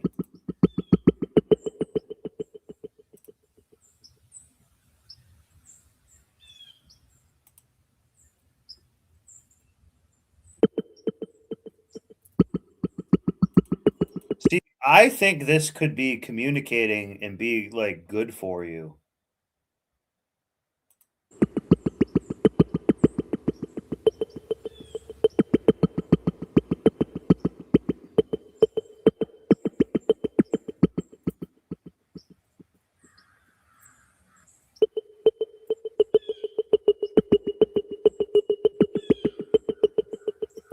So they also may have rigged it up so it hits, you know, this key and this key.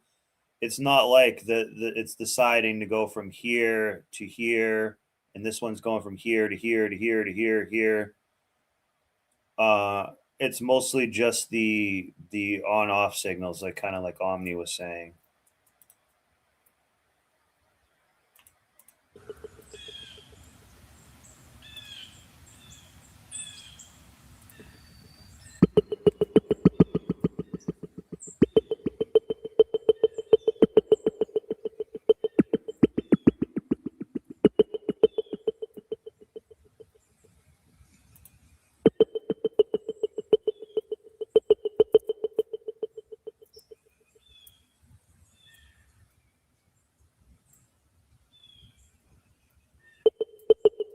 You can see it move, kind of.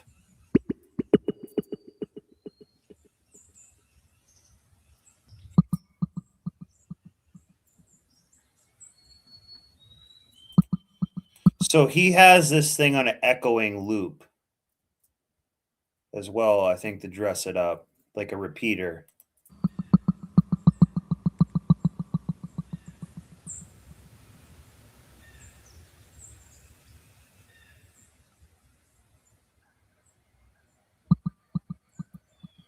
Yeah, see, that one hit did like 3-4 hits.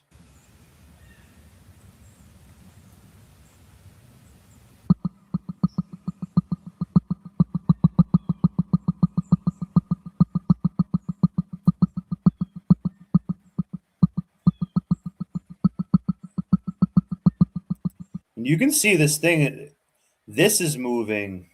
You know, it is actually moving.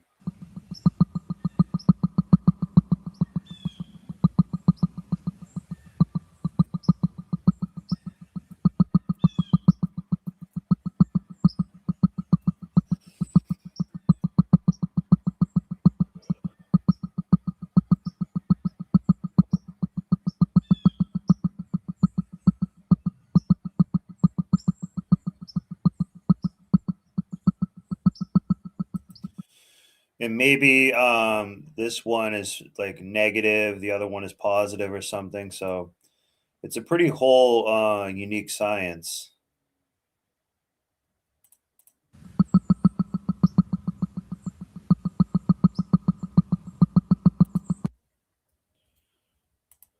Let's just go one more here and check it out.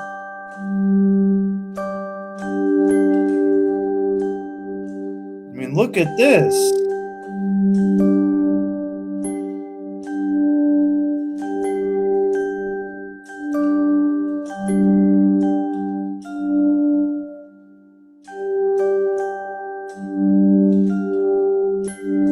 So also too,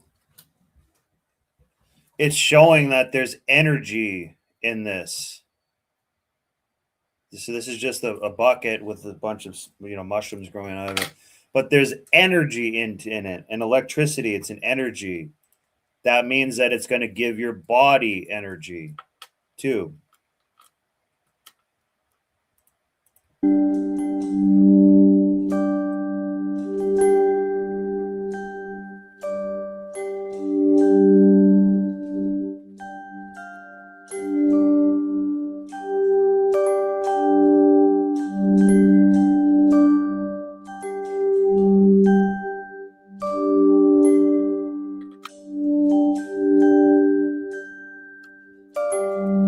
Cool. Well, I'm gonna end it with some beats made by Evil Eddie that will kind of fit the end of the show, because I need to call it a night soon. So we're gonna end it with this. This is beats made by not Munch. They weren't made by mushrooms, but they were made by a fun guy called Evil Eddie.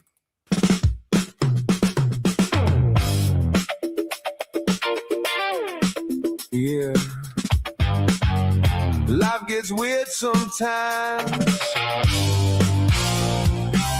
Might as well ride the wave.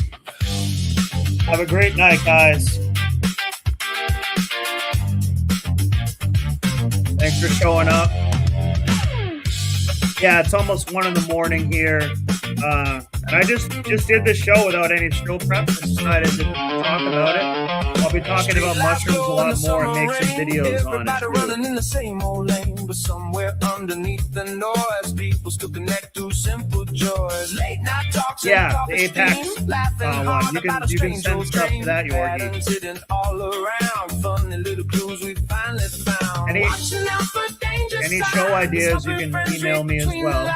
Sharing stories face to face, trying to make the world a better place. So we ride through the strange, keeping cool while the world rearranges. We are surfing life together. Thank you. Sunny skies or stormy weather, talking weird till morning light, keeping each other feeling alright. Surfing life. Yo, check it out. Surfing life. Grooving through reality tonight. Old guitars and dashboard lights, deep conversations through endless nights, talking aliens, dreams, and fate while every system operates late. Someone spots another clue, someone else brings a different view. Every mind adds something real, helping everybody slowly heal. No one has it figured out, that's what all this is about. Different people finding flow, learning as we drift and grow. So we ride through the haze, finding meaning in 100 ways. We are surfing life together. Sunny skies or stormy weather. Yeah, take your time on it, man, and enjoy creating it. I'm not in a rush. Keeping each other feeling alright. Surfing life. Surfing life. Moving through reality tonight.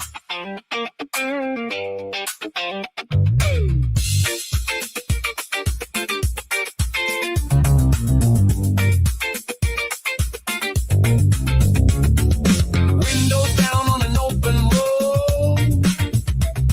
Heavy thoughts are feeling light and low. Every laugh cuts through the fear. Good people still exist out here. Patterns moving everywhere. Some are wanting, some are care. When the world gets strange and wild, stay connected, stay versatile.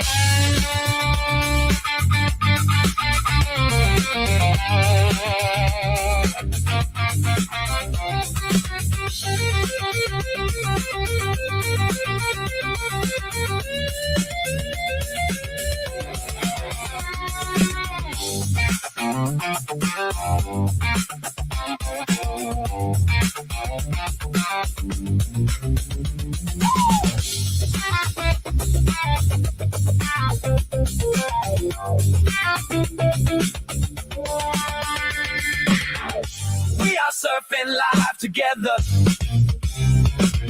holding strong through every pressure, sharing truth and good ideas, helping each other through the years. Surfing live, surfing live, still grooving through the endless night.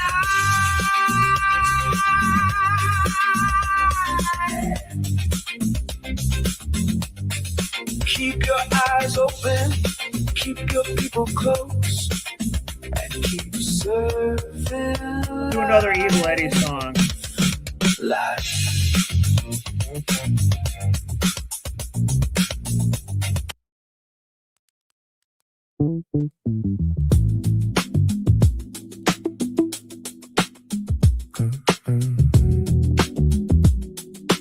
Culture is the operating system.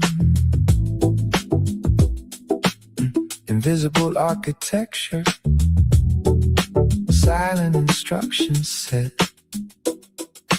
Running underneath civilization.